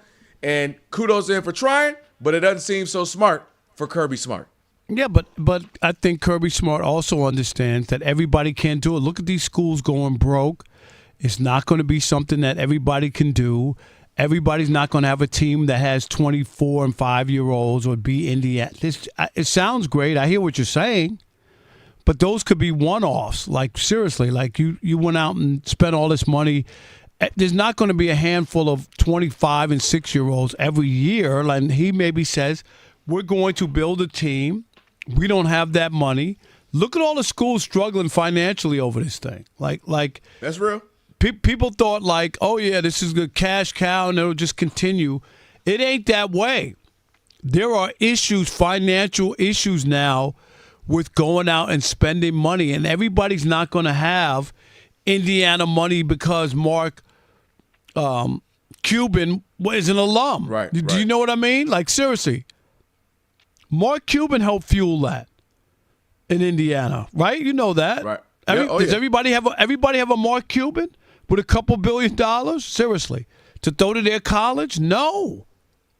I'm not saying alumni don't have any money, but I don't know. And can Michigan? If I'm Michigan, I just won the basketball championship. Am I running that back? No, that's why the coach left. You're not running that back. Kelvin, you running that back? Yeah. No, I mean, well, I'm talking about financially. Financially. No. Michigan might be one of the few schools that got that kind of money with that endowment. You know that. I'm just saying, they got some money a lot of schools aren't going to be able to do that. Yeah, so I think what he's trying to do is set up his fans and let them know we're not going to be on that trajectory. We don't have. But let me ask you this, Rob. I'm not. I get where. The I'm system saying, is let's say you're the president, right? You're the athletic director, and he comes to you and you say, "I hear you." But you know Georgia football, right? This ain't a normal school. What's the now leash why he builds this? Can he go another 2-3 years without winning? While he gets these young guys ready to play ball? Because at Georgia, this ain't like a Kansas State where it's like, all right, we got some years, or no, I get that. I get that. I totally get that. So there's something there. His job is on the line, in a sense. I don't think he's just saying that just to be saying it without knowing that the AD and the president understands why he's going that route. Right. Because I think there's a financial part that they don't want to say out loud that they can't afford to do this. That's just me. And he said, I'm going to see if I can pull this up, Rob G. Can we jump in here? If I recall correctly, reading, going over this, he actually talked about this. Said it ain't that we got money. Ain't that what he said? Yeah, he said that we have plenty of money, and the issue instead is that he would rather, because you got to pay to play nowadays. He'd rather use that money to retain the players he does have, or to pay these high school kids to get them to sign with UGA, rather than dip into the starting quarterback at Tulane or the wide receiver from Coastal Carolina or something like that. I hear it. It sounds good, but good luck. Like I said, it might not be the Kirby smartest thing to do right now in this day and era. Now, as we get more and more NIL, and to Rob's point, the well starts running dry, or just they start having more conversations about it. But you see the stories about these schools with the money, though, right? I mean, there's a money issue. It started off cool and it sounded cute, but I think they forgot. You're going to have to do this year in, year out, sometimes to no avail, right? You might end up being 500, but you put $5-10 million in. You got to do it again. You got to do it again. And these schools are like, what's the return on this?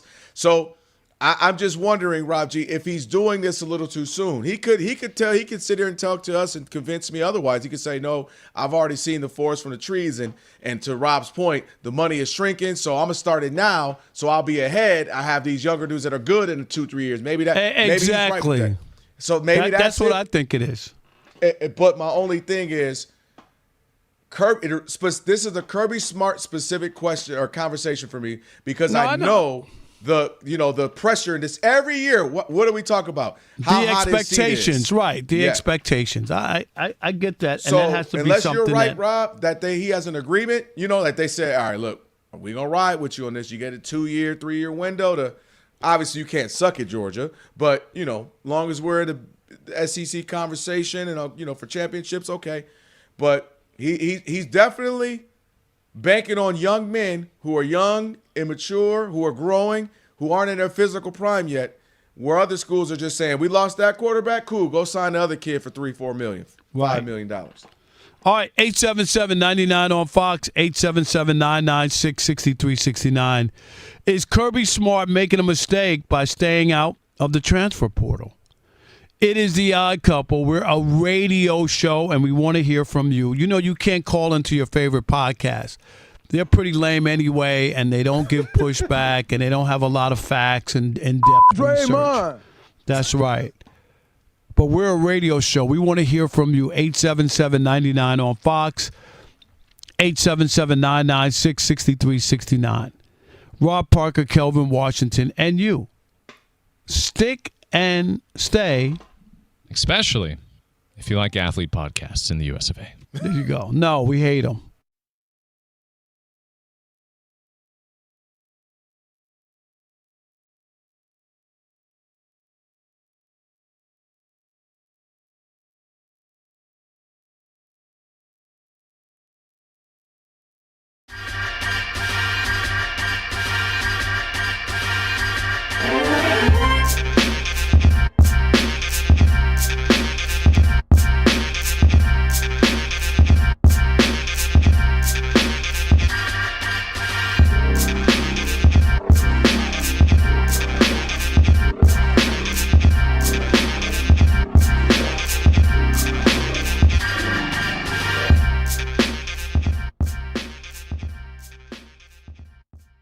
Another prominent name that was laid off today was announced. Cam Newton, who has been a brief run at ESPN, quite honestly. They had just signed him to a new multi-year deal last August to appear on First Take. And they already decided to cut the cord. Now, Stephen A. spoke about the Ryan Clark situation in his own podcast, saying that he was upset about it. The bosses knows he's upset about it. And that if he had as much power as people think he did, that Ryan Clark would still be there.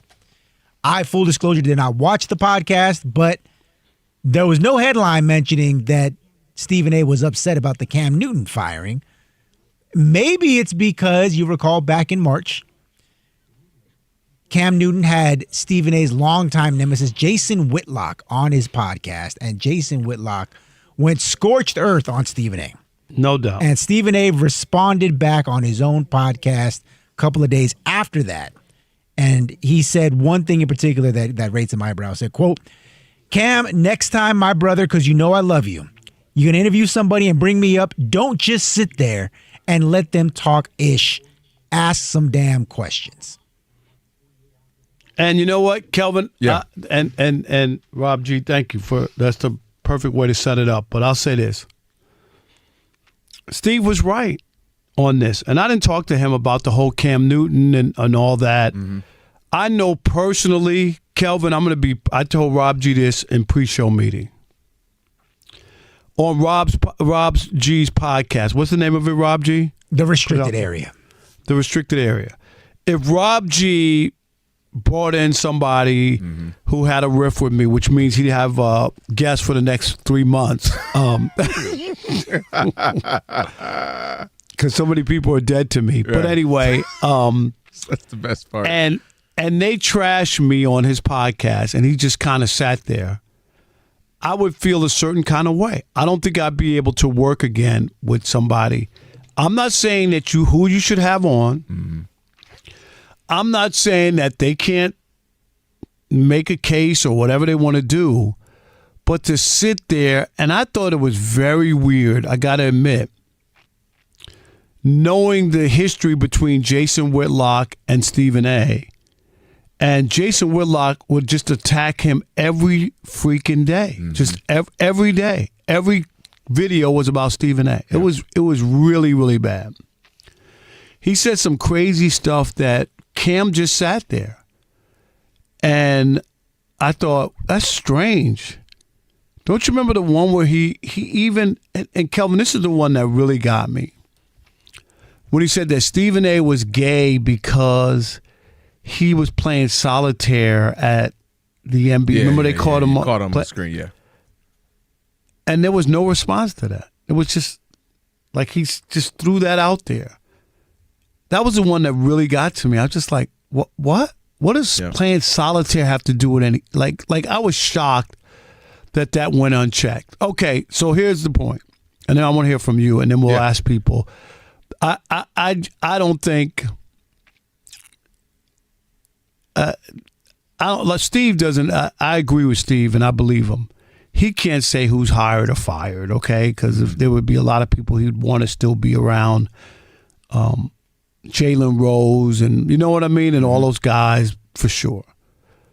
But I would have had a hard time working with Cam, me personally, after that performance with Jason Whitlock. That's just me. I'm going to add a couple things to this. Me and you have talked about it, and we've actually Dagnere, if you want to say, put it in like a class of journalism and interviewing. And one of the reasons I say that is because that's one thing I think sometimes that happens when you get podcasts. I heard Shannon Sharp do that. He did the Cat Williams interview with some other people, said, you didn't push back. You didn't say this, or why didn't you bring that up when such – and he says, yo, I'm not a journalist. I'm a dude who has a podcast. I'm doing interviews. And I think this is where it's kind of getting mixed up is that Cam is just, I'm just bringing people on. But there is an art to this. You know this. There is an art to what we do. There is a skill set to it. There is honing in on your craft and your skills so that you can be able to do that. I say that to say Cam might have been thinking he was doing what was right by just, I'm going to give him a platform. I'm not going to cut him off. I'm not going to be rude, and thinking that was the right thing to do. And the right thing to do was to say, now, hold on. You say this, but, let me ask you this. Or, well, can you understand this? Because a lot of the stuff Jason Willock saying was personal. Remember he was talking about Stephen A's past and his college career and his childhood stories. How are you going to tell somebody else about his childhood stories? Now, if you don't like his takes on LeBron or Aaron Rodgers or something. This is spot on. If you don't like his takes on, if you don't like his approach, I don't like the way he conducts the show and how he's maybe the maestro of the show. That's fine, but I can't let you go at a guy that I've built a relationship with, his personal stuff. He ain't even like that. He ain't his childhood. Hold on now. That's because now it's gone personal.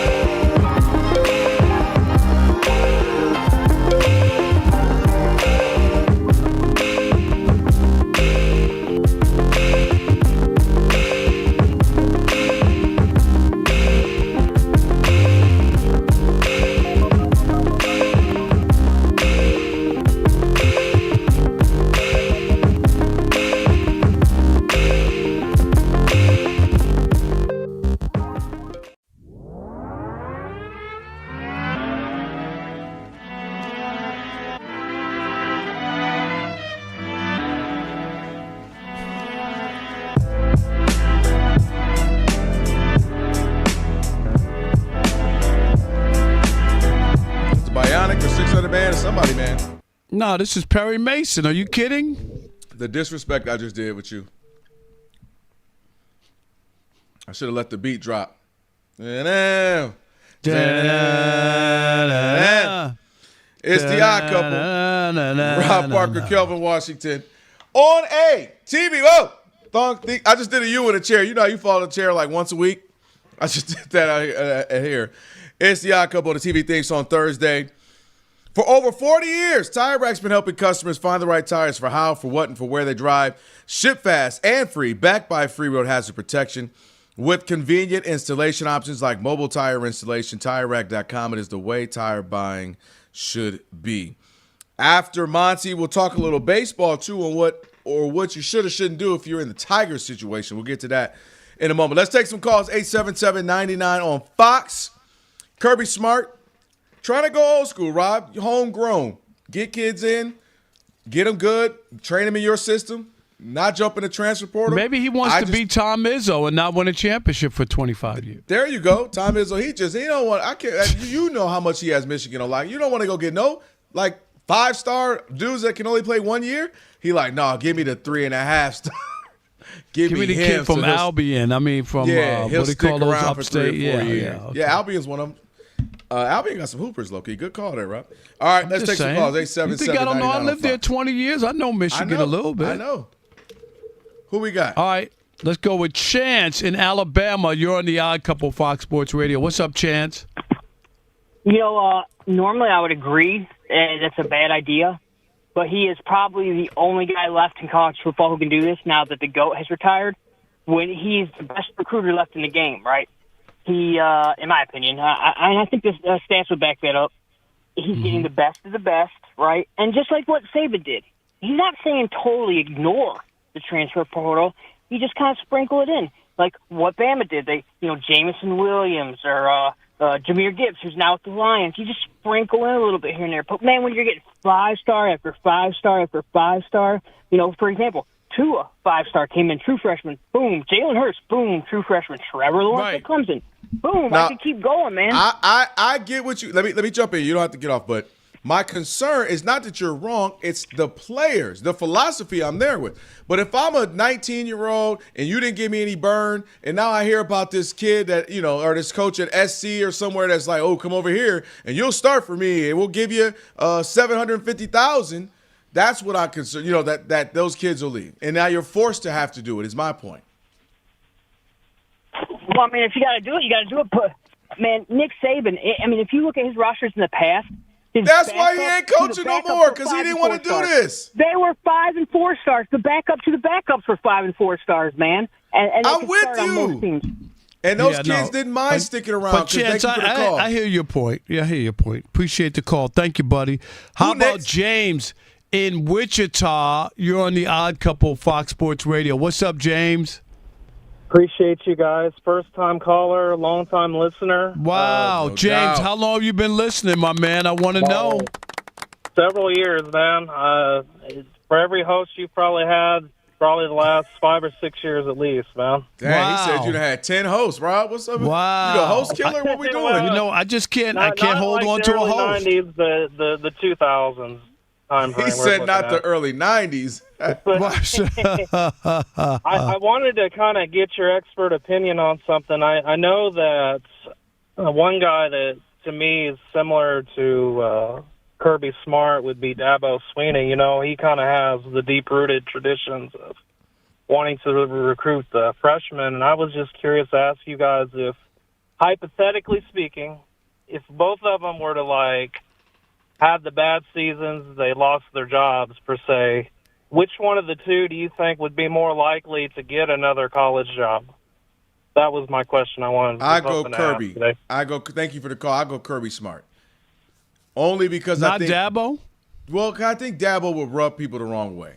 And he kind of has that, if it ain't going my way, now he kind of has a bad attitude and it's everybody else. And he kind of has a little bit of that. So I can see people, at least with Kirby Smart, he's kind of been the same dude, win or lose. So that's just my pick. But obviously both of them are highly accomplished. But if you made me pick, I would say Kirby Smart. All right. On the other side, we asked, what do the Tigers need to do about this scuba situation? We'll talk about that right now. It is Monty Bolaños getting you updated. Hey, Monty. What's up, fellas? Speaking Monty, of... there's nothing worse than watching a baseball game to the side, right, in the studio I'm in New York. Uh-huh. And I know that the Mets aren't playing, right? Mm-hmm. I think they played yesterday. They don't have a game today. Right. They played yesterday and they lost. But I'm thinking that the game is live, and then I look up in the corner, and it says 8-5. 19, and you know how I realized it wasn't a live game? Pete Alonso's playing first base, and he's with the Orioles. So I'm like, and then I looked and I'm like, this is from 2019. Oh God, that happens to me sometimes too. I get caught like that. That is the worst. That is the worst. There's actually only one game going on right now in baseball, and it is in Detroit. Tigers hosting the Royals. Isaac Hollins put the Royals on the scoreboard with a 2-run shot, so they lead the Tigers right now 2-0, and it's the bottom of the 6th inning. Don't we miss saying nil? Can I say 2-0? Is that no? Not for baseball. Yeah, don't we miss it? You had a good run. You had 40 days. I know. 40 days. I miss it. I'm not going to lie to you guys. The Braves already defeated the Padres 6-5, scoring or hitting 4 home runs in the win today. It took 12 innings, but the Twins outscored the Guardians in Cleveland 3-1. Blue Jays did top the Rays 3-1, but Tampa Bay still leads the AL East by 2 games, and the Diamondbacks outscored the Cardinals in St. Louis 10-6 was the final score there. In golf at the 3M Open, Ben Coles is currently in the lead at 9 under par overall. Scotty Scheffler, he ended 3 shots back. It's just the first round. In NFL news, Arizona quarterback Jacoby Brissett, who is seeking a new contract, did report to training camp yesterday. He did practice today, and per the head coach, Mike LaFleur, there will not be a hold-in. Number 1 overall pick quarterback Fernando Mendoza signed his rookie contract today with the Raiders. What was all the hubbub about if he's just going to show up to camp? These guys are so lame. So Seriously. we've seen players hold in, show up and then hold in. But I'm just saying, like you defeat the. If I'm them, Yeah. If I'm the front office, I'd laugh at him and say, "We're not giving you anything. Just go ahead and play." Seriously. Yeah, and it looks like he's playing, and he's a presumed starter. So hopefully they'll figure it out there. Number 1 overall pick Fernando Mendoza did sign his rookie contract today with the Raiders. Panthers promising second-year linebacker Nick Scorin tore his right ACL in practice. It was the first day of training camp. He's going to be out for the season, but apparently he's going to get a second opinion. And wide receiver Malik Neighbors of the New York Giants, he's not going to be placed on the physically unable to perform list to begin training camp. He tore his ACL and meniscus in week 4 of last season. Back to you guys. All right, Monty. Thank you. Appreciate Bye. it. Our couple, Rob and Kelvin, on a TV theme song Thursday. Bye, Felicia. Shop Talk coming up here in a little bit. We'll see what Rob G cooked up for a Thursday. Let's get to this. We talked a little bit about with the great Ned Colletti, former Dodger general manager, author, all that good stuff. Just He didn't have that much money to spend when he was GM. I know he's looking going like, oh, Lord. You have ain't lying. mercy. Hey, let's just put money over there, defer money, all that good stuff. But we asked him about just the Tiger situation. Do they need to trade Tark Skubal, and avoid, kind of what happened with the Angels here? And you brought that up, so I'll let you rock with it. But yeah, what do you do if you're the Tigers? You got this once in a generation talent. Yeah, I mean, I would write the check for $400 million. I mean. But the Tigers aren't going to roll like that. They gave Miguel Cabrera over $300 million, right? Didn't they give him that's true. Yeah, a contract of that? Matter of fact, when Mike Ilitch was alive, the late great owner of the Tigers, he spared no expense. When Cecil Fielder played there in the 90s, he was the highest paid player in baseball. Did you know that when he was hitting all those home runs? Yeah. So Mike Ilitch used to sign people, and when they had that run, too, wasn't he? Yeah, because they were selling out. The place was packed, right? I mean, they had a great team. It's just a shame. I've always said this, and I'm not one of these sentimental guys. I always felt bad because Mike Ilitch was a minor league player in the Tigers farm system and wound up starting Little Caesars, making all this money, and then being able to buy a team he grew up rooting for and was drafted by or played, minor league baseball. And he did everything he could to win. The Red Wings he owned as well. They won all the Stanley Cups, and he used to turn around and he'd say, "I give you all 6 of these, all 4 of these for one World Series." That because he's a baseball guy. He just was. Yeah. He wasn't mad that the Red Wings won, but you get my point. I always felt bad that they never got it done for him. They had those chances. Maybe 15, 18 years ago now, that couple run they had there. The cup, they went there twice, right? Yeah. 2006, they lost to the Cardinals, and then they lost to the Giants as well. Yeah. So they had the chances there. They were good, like you mentioned. They were good. They had a couple of spots. But they spent money. That's my point. Like now with the son, Chris Ilitch. Well, they're not going to spend $400 million on him. So if you're not going to pay him, Kelvin, you just got to trade him. Well, and Skubal just, he came out and said he wants to stay in Detroit. His and mine, I'm staying. I'm a Tiger. That's what he wants. So, I mean, this is where it gets tight in baseball. And I'll relinquish to you in the sense that it's one of the only sports where, like, if you lose that guy, a Shohei, a Skubal, a Verlander, a Scherzer, you can go down the line, Nolan Ryan, whatever. It doesn't, like Barry Bonds even. You're not as ridiculed as if you lost Aaron Rodgers, say, when he was 30, back in his prime, or if you lost Patrick Mahomes right now, or you lost Steph Curry 7-8 years ago. It's not the same. So I think if you trade him and get a bunch of assets and you get 3-4 guys and maybe a couple, some guys, some young minor league guys, and it'd be okay. Like, you can survive that as opposed to other sports where if you traded that guy, one of the best players in all of your sports, usually you get in trouble. That's why the Luka was such a big conversation. Right or wrong, it was a big conversation because generally you don't do that. And so this is where we talked about it yesterday. You don't want to get stuck sitting on him. You never agree to terms. He goes away, and you just got nothing for arguably second best pitcher in all of baseball. And so I can see why you say, let's just make the move. We'll give him 3, whatever, but we just don't want to commit to 4. We're a smaller market team. We ain't trying to cash out like that. We can get a bunch back. I get it. Well, let me tell you an example on why it could work out for you. Look at the Washington Nationals when they offered Juan Soto like $400 million. He turned it down. They immediately traded him like the next day or a week. You know what I mean? And can I tell you the two players that were involved in that trade? Are you ready? Yeah. Oh, I know. They got MLB bros. C.J. Abrams, who was the starting shortstop for the National League, and James Wood, who made the All-Star team, Kelvin, his first year and his second year. They got two bona fide stars, young stars, for the Nats that came in the Juan Soto trade. So if you have to trade a guy like that, it doesn't automatically mean it's the end of the road and your organization is dead and whatever. You can bounce back if you get the right people in exchange. It's worth trying. It is, and I'll say this too: if this were last year's Tigers, if this were a Tigers season where you're like, or was that 2 years ago? It was last year, right? 2 years ago. 2 years ago, yeah. So if this were the 2 years ago Tiger, where all of a sudden you made this magical run, and you're like all of a sudden in the postseason, and you become kind of the darling of baseball, if you will. If you were that, and you were just looking at it like, you know what?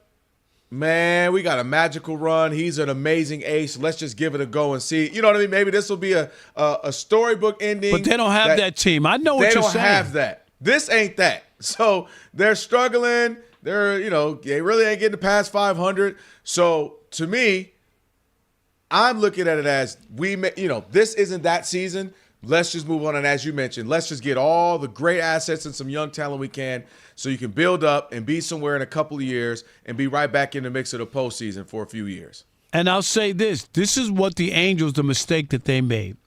Right before the trade deadline, they won like 7 out of 9. Mm-hmm. So they thought, we're making a run. We don't want to give up Shohei or what.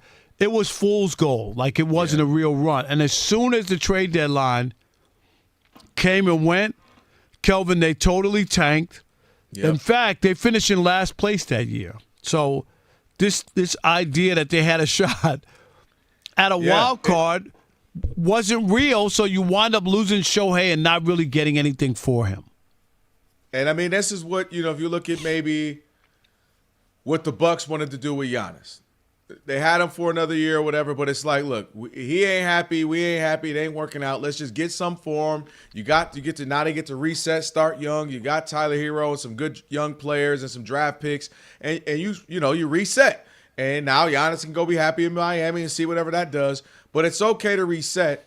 And you just, again, in baseball, I think it's much easier to do because one player doesn't change it like a quarterback in the NFL does or like a super top 5 player in the NBA can do.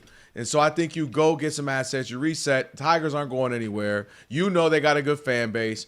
And more than anything, you can reset and get good again in a couple of years. No doubt. And I think that the Tigers, if they're smart, as hard as it is to part with a pitcher of his caliber, sometimes you got to make the tough decisions. That's why the GM makes the big bucks. You know what I mean? Like you got to – and there's a market for him. There's teams out there who'll take Skubal in a minute. You already know the Dodgers will be like, come on. Can we defer $350 of your $400 million? or just the idea, even if he's a rental, I'll give up some young prospects and a pitcher off our major league roster in order to get him for another run, have a chance at a three-peat. You think the Dodgers wouldn't be in the mix? There's no way they're going to sit there and go, oh, no, we're good. We're not. No. The Yankees have 4 great starters in their rotation. What if the Yankees say, we haven't won since 2009, right? Or the Rays. Or the Rays say, no, so the Yankees don't get it. What if we do it? Exactly. And if you're the Rays or some team finally just saying, we want to win once. Can we win once? Yeah, that makes sense, and he'd be well worth it for some of these teams. Obviously, the Braves are fantastic if they want to, what I mean, make themselves real World Series. They're contenders, obviously, but you get what I mean. They have that extra edge. I can see a team like them doing it. So yeah, and the Brewers too have been really good, obviously, over the last few years. So, but they can't make that next step. You're right, and the Brewers are another good one. They can't make the next step. And they'll be right there. Look, 'cause I'm sure they felt like we should have been in the World Series last year. You know, they might feel that type of way over the last couple seasons. All right, Rob G's got a shop talk for us. And Klepto, is it for kleptomaniacs? We'll explain what we mean. It's the Odd Couple on a TV theme song Thursday. Stick with your boys. Fox Sports Radio.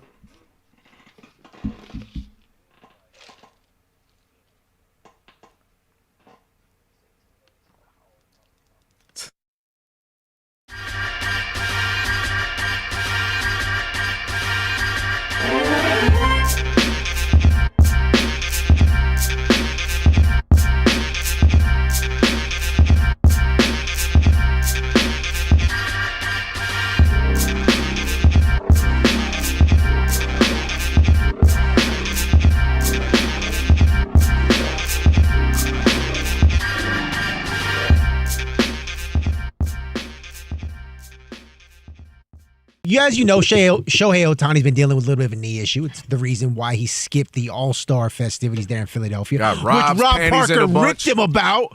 How you get that man panty? How you upset about that?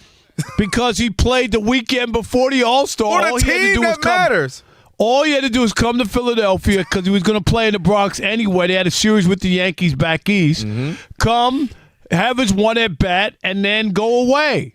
Okay, so instead of not you know doing I'm right not coming because you're going to tell me just go away. That's exactly why I'm not coming. You ungrateful son of a gun. Do not come. That's well, ridiculous. let's see if your opinion changes now, because apparently that knee issue is a lot worse than we initially expected. Because he DH'd the weekend before the All-Star.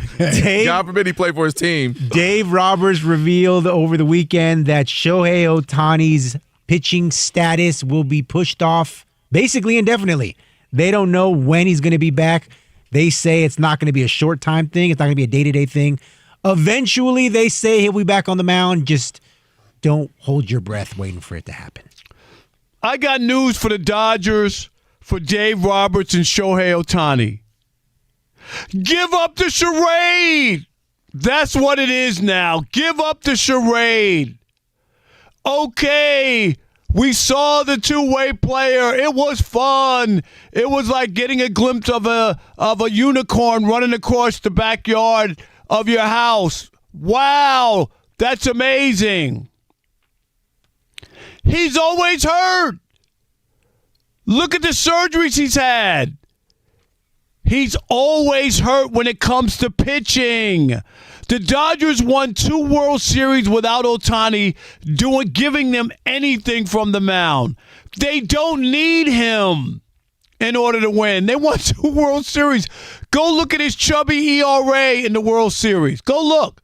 The first year that they won, he didn't pitch at all, and they won the World Series. Much easier than year 2 when he played and actually pitched. And it took 7 games to beat the Blue Jays. They beat the Yankees in 5, if you remember correctly.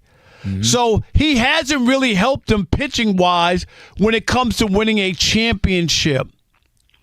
It's okay. Babe Ruth gave up the pitching part as well. Go look at when he's with the Angels. He's had like 2 surgeries on his arm.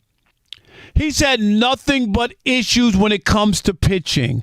Shohei, you did something nobody had done since the 20s and Babe Ruth. You won your 4 MVPs. Everybody gawked and couldn't believe what you were able to accomplish and how good you were at stretches. But your best years and the best energy for the Dodgers, for yourself, and for you to really solidify yourself as one of the all-time greats, if not the greatest, is going to come with that stick. It's going to come with that bat. It's going to come with the 50 season when he stole 50 bags and hit 50 home runs. Remember, he didn't pitch that year. That was his best year. Not any of the other years. None of the other years were better than that. Even when he was pitching for the Angels. Even when he was pitching for the Dodgers. He's not going to win a ERA title because they have a 6-man rotation and they're not going to let him pitch enough to have enough innings. That's going to stop him from winning a Cy Young. So none of the things are going to add up. So if that's going to be the case and you can't take your turn every fifth day and you can't play and hit every day you're not pitching, ultimately you're going to hurt the Dodgers because you're not doing the thing that you do best. And you know what he does best?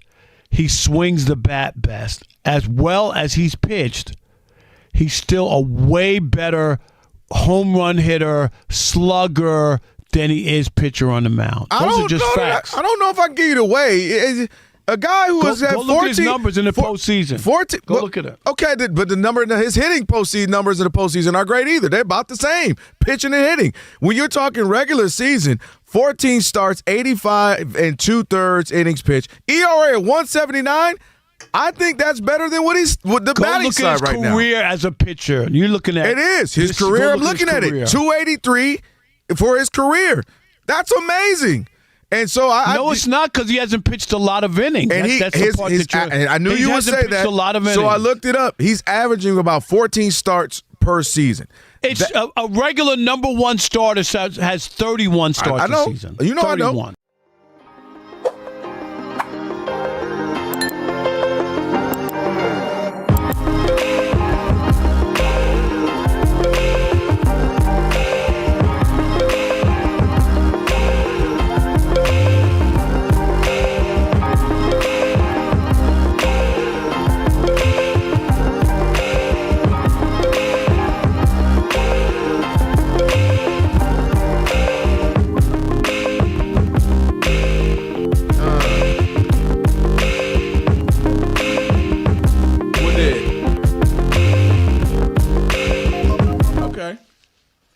Cincinnati, WKRP.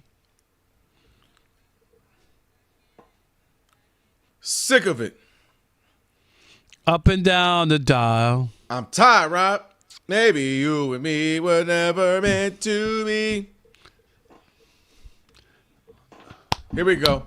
I'm at WKRP. WKRP.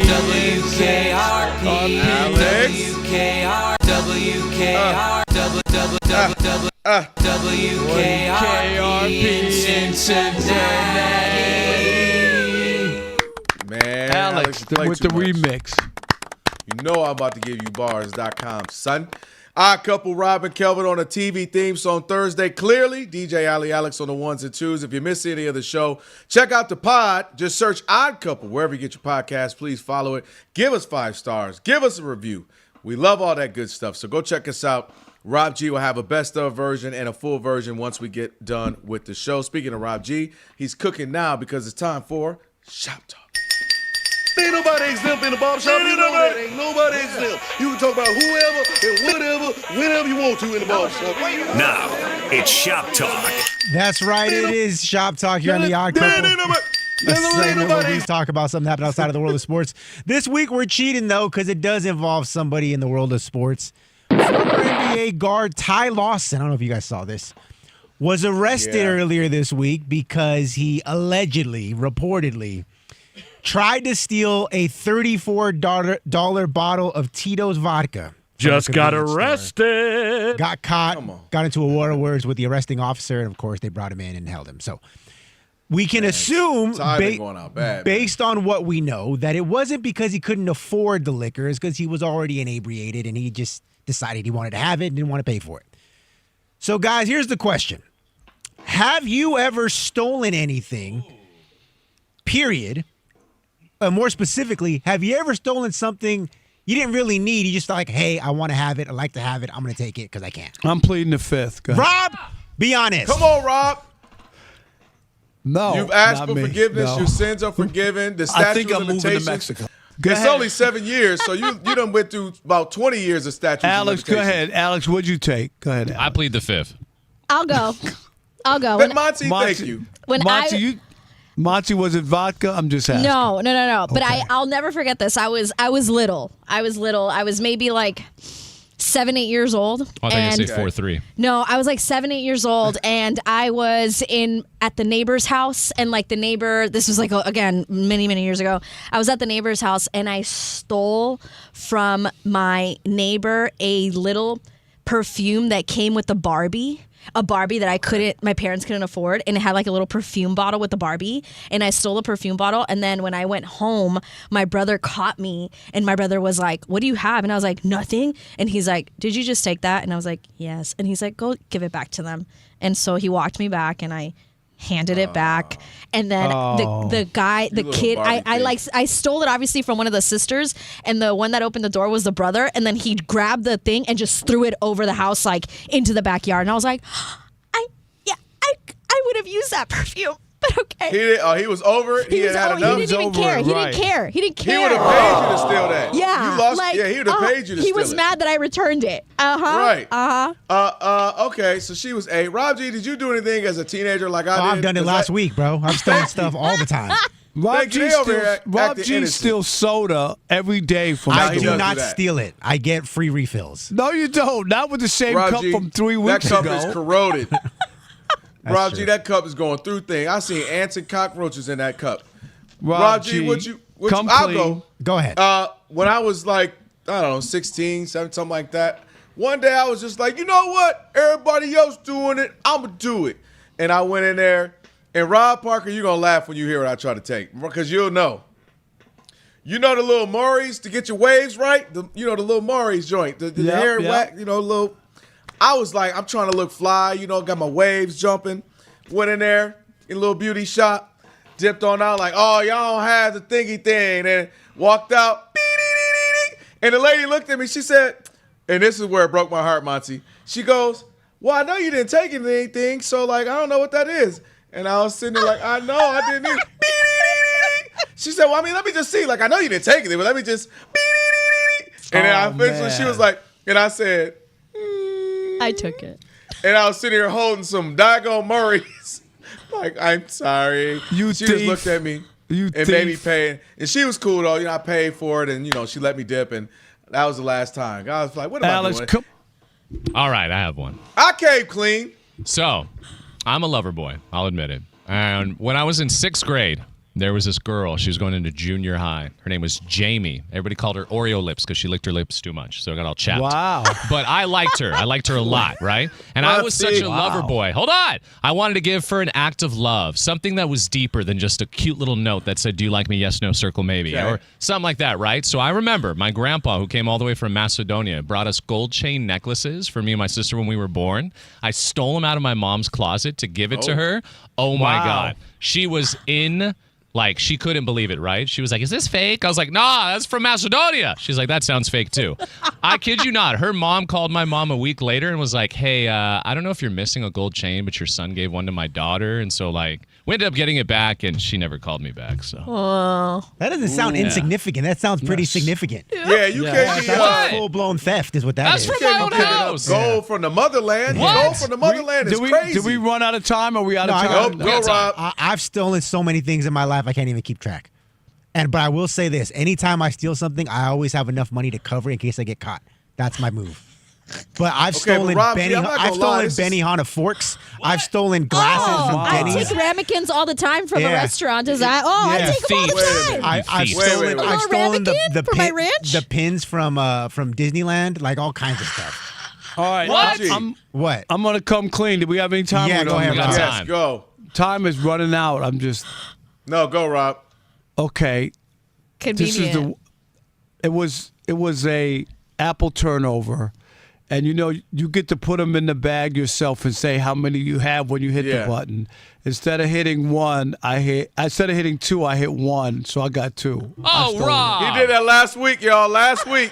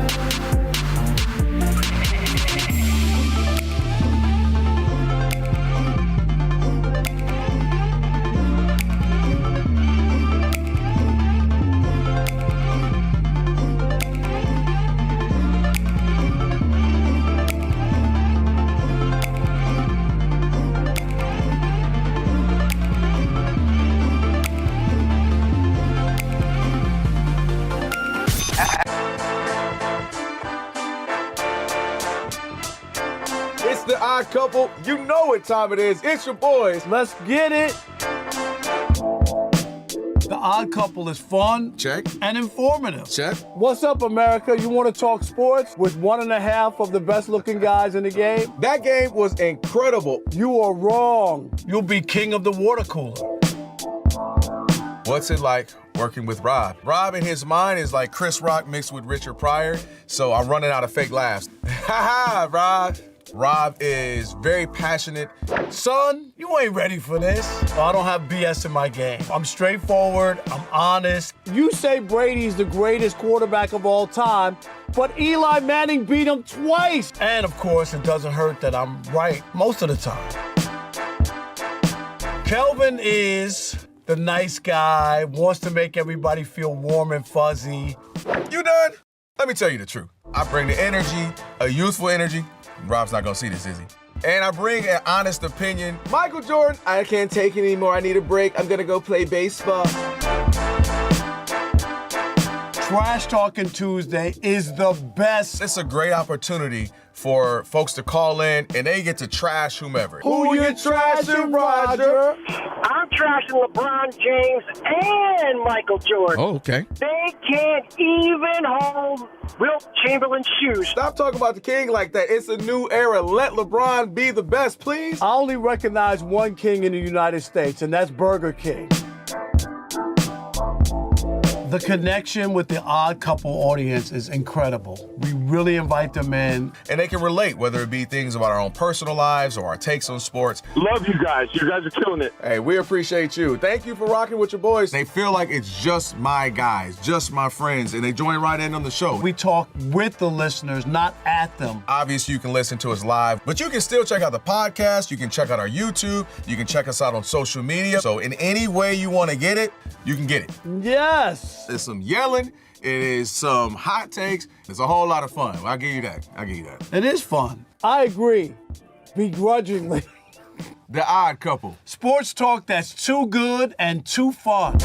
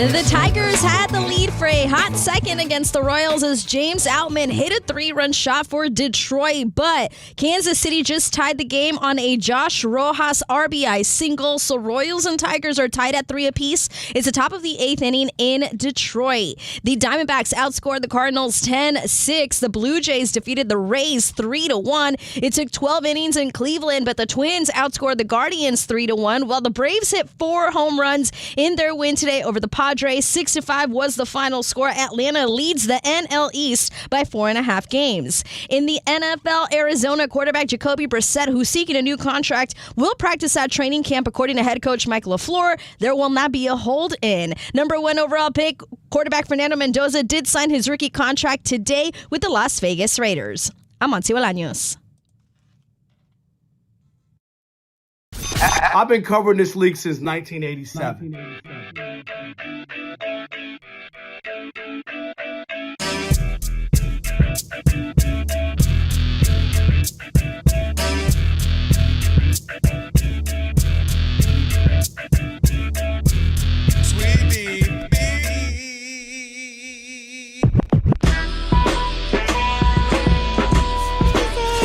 Can this sports writer and this sports fan share a radio show without driving each other crazy? Now, live from the Fox Sports Radio studios, here's Fox Sports Radio's Odd Couple, Rob Parker and Kelvin Washington. Hour number three. Number 3. That's right. Here on a TV theme song Thursday, Rob Parker, Kelvin Washington. Coming to you coast to coast here on The Odd Couple, New York right. and Los Angeles. Yankees, Dodgers in this thing. That's right. And we will be reunited shortly, at least tomorrow, right? We'll be reunited. And it feels so good.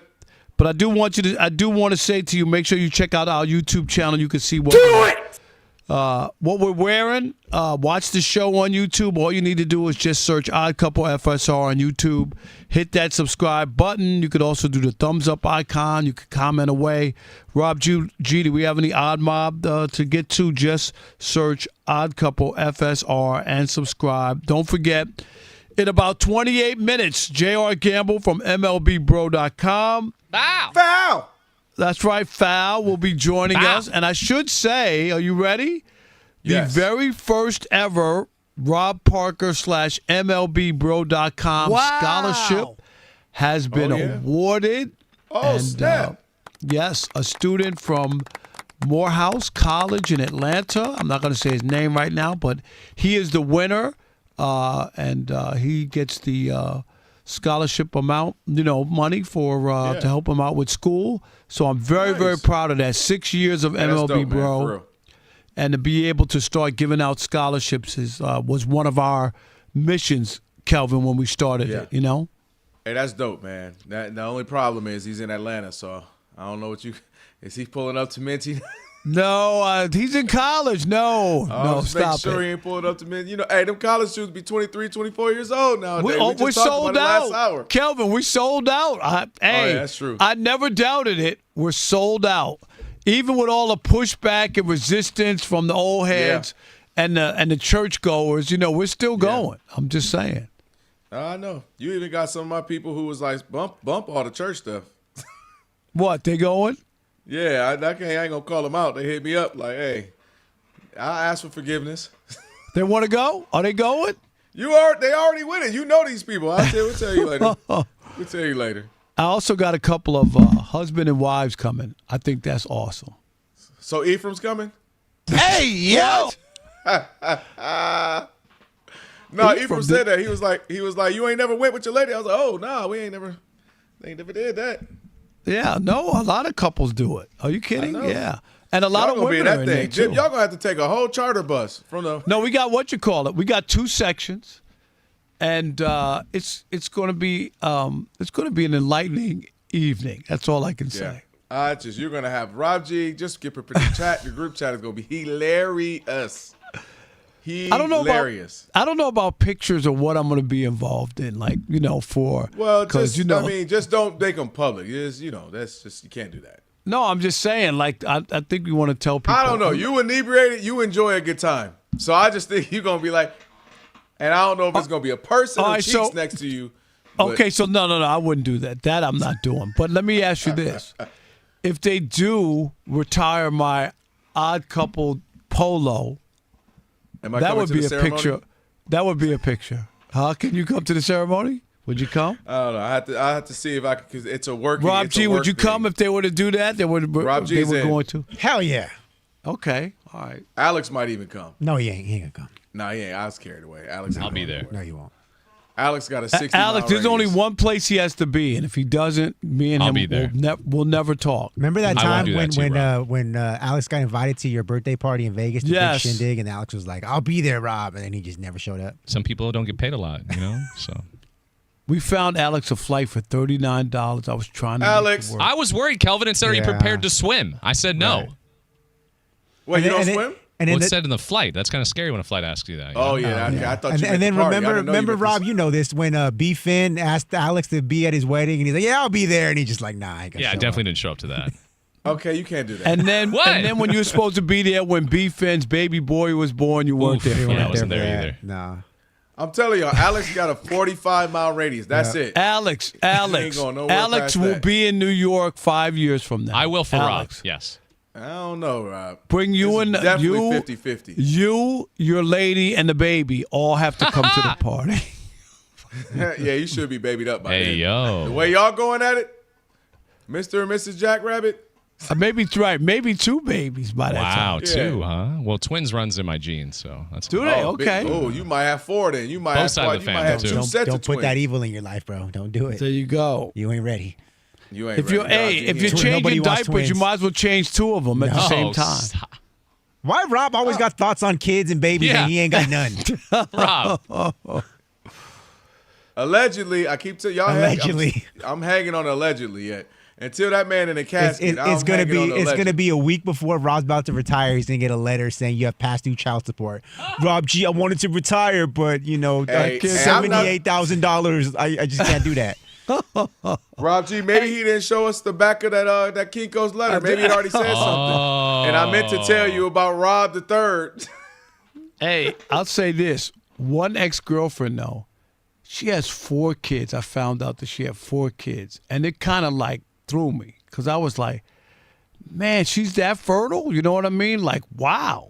Pause. Did you do some math on something? Like, was it? Pause. No, she's married. Y'all was... She's married. She's married. No, I'm just. No, I didn't just ask the you what idea she that she married. had I'm 4 saying, kids. you do the math on them kids. Oh, God. Such good fertilizer. Just do the math, Rob. Well, if y'all was kicking it in 96, it might be a 30-year-old running around this mug. No, I think we're good. You're in the clear? Yes. All right. Hey, Jake Paul, we can't get enough of him, right? Rob G, what's the latest? Oh, we love Jake Paul. Jake Paul, for whatever reason, had a conversation with Front Office Sports. I don't know how that came to be. But they asked him, hey, slow news day. How I about guess slow so. news day? They asked him, like, hey, you've kind of floated this idea out off and on for a few months now that you want to play football. You're tired of boxing. You want to get into football. And not only did Jake Paul confirm that idea, he took it to a whole nother level. Take a listen. Can you talk us through your plan to get to the NFL more? I mean, it's pretty simple. Just like when I started boxing, it's funny to see the tweet and deleters out there, the non-believers, the naysayers. Shout out to Drake. I think there's a lot of super mediocrity in the NFL, a lot of not good athletes, a lot of people dropping passes on a consistent basis. I have better hands than them. I'm faster than them. I'm stronger than them.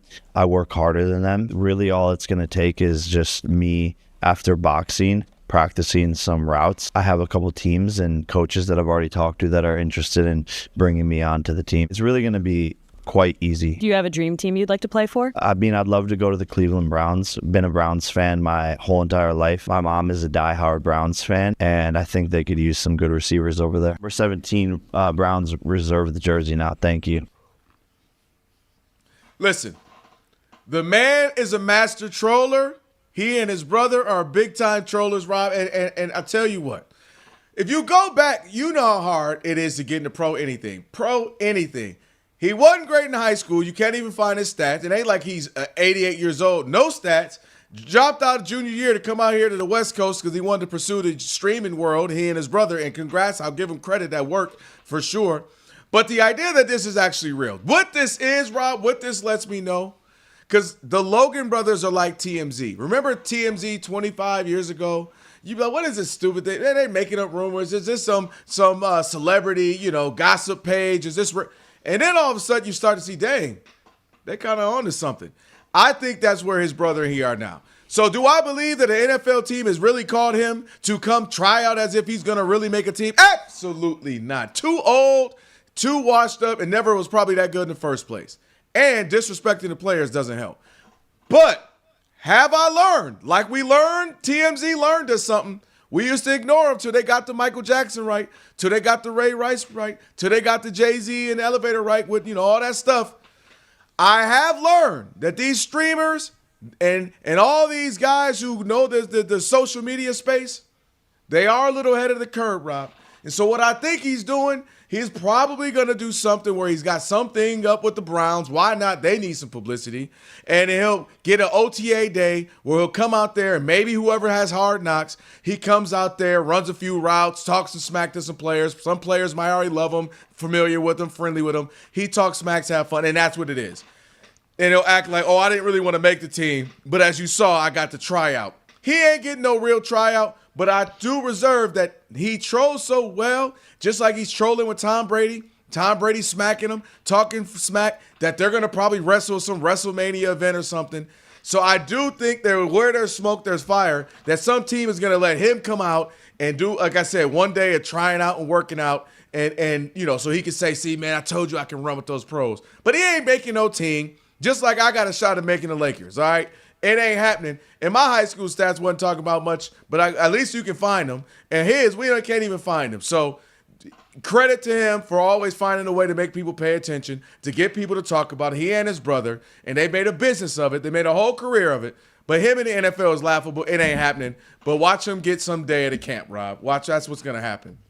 And spot on. I mean, it's so pathetic. And that he sounded like when LeBron said that Bronny was better than half the people in the league. Bron was tripping on that. Was tripping on that. He actually took that down. He figured that he had to finally at least take that down. Yeah, but the idea that you're going to jump into the NFL and everybody has hands of stone, but you haven't played in the NFL, and all of a sudden you're going to jump into the NFL and be a receiver or whatever it is. God, just kill me. Like, this is, you start to believe anything you throw out there. You just want attention. It's pathetic to me. It really is. And the idea that teams have called him. Who? The interviewer, could they press him? Who really called you? What professional NFL team called you? A guy who wasn't a star at any level, didn't play in college, wasn't a star in high school. Like the whole notion is absolutely ridiculous. And an organization that would do that would be, to me, you're not serious about football. Because if you remember correctly, even when the Jaguars with the Tim Tebow experiment trying to make him a tight end, you remember that? Do you remember the pushback? And at least he was like a star football player, even though he was a tight end. You know what I mean? Like. It just, what are you talking about? Like, what? Really, you're going to take a spot from somebody who played college football and put in the time and the energy? Really, you're taking that spot because you're a fake boxer who set up all of these matches that worked out into your favor and whatnot? I mean, come on, man. It is so pathetic. I don't pay attention to him. I would never give him 50 cents, a dime. If I had $1 million and he asked me for it, I wouldn't give him anything. He has raked the public over the coals. He's basically stolen money with his fraudulent performances. I don't even know how people even engage with that guy. I mean, it's such a fraud, phony act. I have no idea. I wouldn't give him 2 pennies. If I had $10 million, I still wouldn't give him 2 pennies. Well, that's the trouble, though. Mad amounts of people, lots are giving him all their pennies, and whether it be just by their own, the other currency, right? Sometimes the currency isn't the dollar. Sometimes the currency is time spent watching, right? So if you already have Netflix because you watch a million other shows. But still, when you watch, you encourage it. No, I'm with you. So that's what I'm saying. You know what I mean? Like, you got to stop that. There's a lot of people who give them their currency, which is their eyes, right? Their ears, listening to podcasts or watching with the stuff that he's involved in. And again, at this point, he's just a master troller. And I do think when he speaks like this, just the same way he and Tom Brady keep getting into it, slapping each other, flicking each other off, because they know what's coming down the pipeline. It's going to be some big fraudulent fight that people are going to love on WWE for entertainment value. Because right now, somebody's saying, Rob and Kelvin, you don't get it. Relax. You guys are old. It's just entertaining. So fine. I concede the fact that I absolutely can see him already knowing He and the Cleveland Browns are going to do something. You know, on Hard Knocks, when my man, what's his name? What's his name, Rob G, that does the voice? I love the voice. Liv Shriver. He's going to, and picture this, a streamer having his one day in Browns camp. And he's going to show up to Browns camp, talk smack, do a live stream, run some routes, have a couple of hard hits here or there, have fun with them. And then he's going to be able to forever put that on his reel that, look at me running routes with a real NFL team. So I believe when he says this stuff, like I said, I had to learn with TMZ that, oh, shoot, they actually starting to get some real stories here. If he says it, I had to put a little bit of, all right, there might be some truth to this, not in taking an NFL spot. I don't believe that. But showing up at a camp, because usually he's so connected with businesses and business entities and teams and organizations that he can know what's coming down the pipeline. That's the only one thing I'll give him. The Browns, with all their losing and all the bad stuff that's happened, for them to take part in that would be a joke to me. And then it tells you further about that organization. I would run the other way. I'm serious. I would run the other way. 2026, Rob, nothing would surprise me, man. 877-99 on Fox. Do you think Jake Paul is serious about playing in the NFL? And why do you think people can't get enough of this guy? Because I can't figure it out. It's easy for me. I haven't seen one of his fights, and I refuse to see any of them. I've seen highlights on them after, but I would never watch anything this guy does. He's wrestling now, Rob. He's out here wrestling in these streets. We'll continue the conversation next with you. It is The Odd Couple on the TV theme song Thursday. Rob Parker, Kelvin Washington. And remember, this is a radio show. We want to hear from you. 877-99 on Fox. Not a podcast. Not some flimsy, terrible former athlete podcast where they don't have any facts and they don't push back. I'm sorry about that. 877-99 on Fox. Draymond. And stay. That's right, Draymond. Blank you. Draymond. US of A.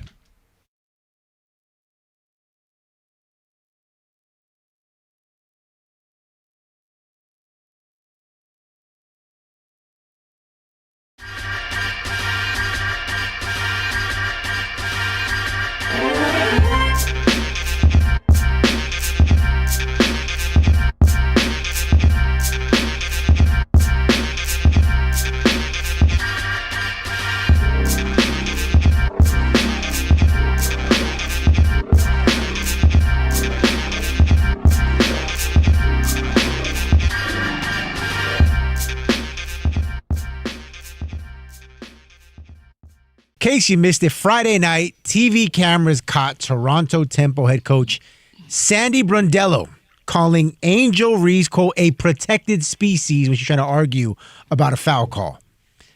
Those comments went viral, and Brundello was subsequently suspended by the WNBA because they believe that her comments had some kind of racial undertone. Oh, God. Now, Brundello's Australian, and that phrase is used regularly in Australia, where it refers to a player or a team who receives special treatment from the officials. She's apologized to Angel Reese, and Angel Reese spoke for the first time today on Monday, saying, quote, I appreciate Sandy's apology, but I also appreciate the love and support that I've had over the last 48 hours. It's been very overwhelming with a lot of love and other things. And I'm grateful that the league did take action. There is no place for discrimination or hate in this league from anyone, from fans to coaches to players. This is why I don't partake in the WNBA. And I think that you can't take this league seriously. The last thing you talk about, Kelvin, is basketball. Every day somebody's feelings are hurt, or some coach has to be reprimanded, or some player has to be reprimanded about everything other than basketball. It is like, and I'm saying it, like some soap opera. And this is one of the issues that you have. You want women's sports to be like the rest. Let's be like the NBA or the NFL and all these other things. And every time it's some clash, somebody's feelings got hurt. Somebody spoke meanly, they were mean to me, or they were belittling me, or like they don't like me. Like who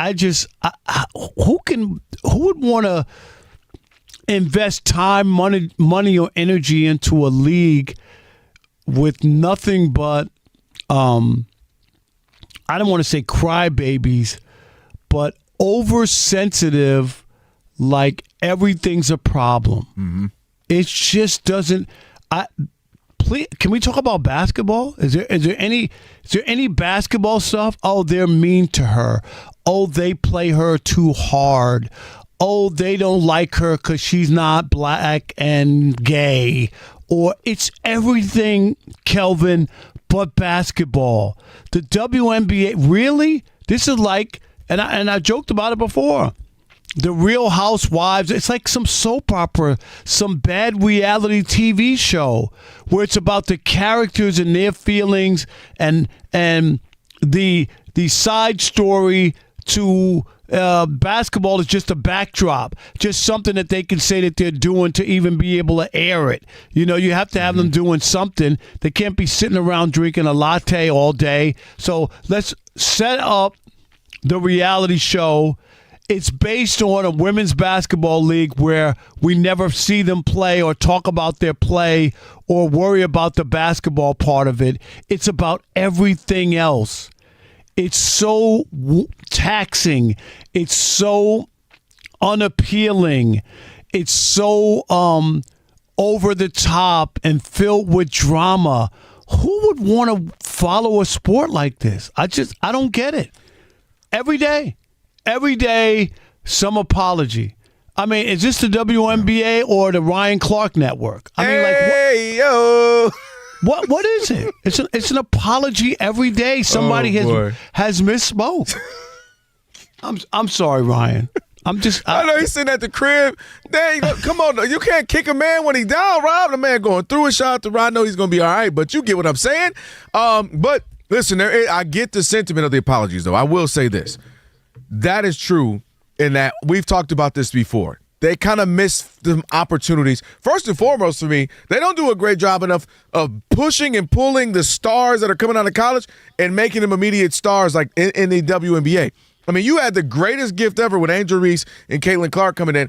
The amount of commercials, Caitlin Clark, the amount of commercials I would have. Bird and Magic, remember all those commercials and Converse and the ones coming from Showtime in the limo, ones in the Corvette. Yeah, but that wasn't from the league. Those were from advertisers. You know, like everybody says, like the NBA pushed it. That was the no, I agree. That's Converse having commercial success. Right. There were no NBA commercials. But what with I'm those saying guys. is, you can help highlight. Hey, we would love. Hey. Nike, I'm just making up. We do business with you. We would love to have these two stars. What do you got for it? All right, let me cook. Let me think. Like, you can be collaborative with that.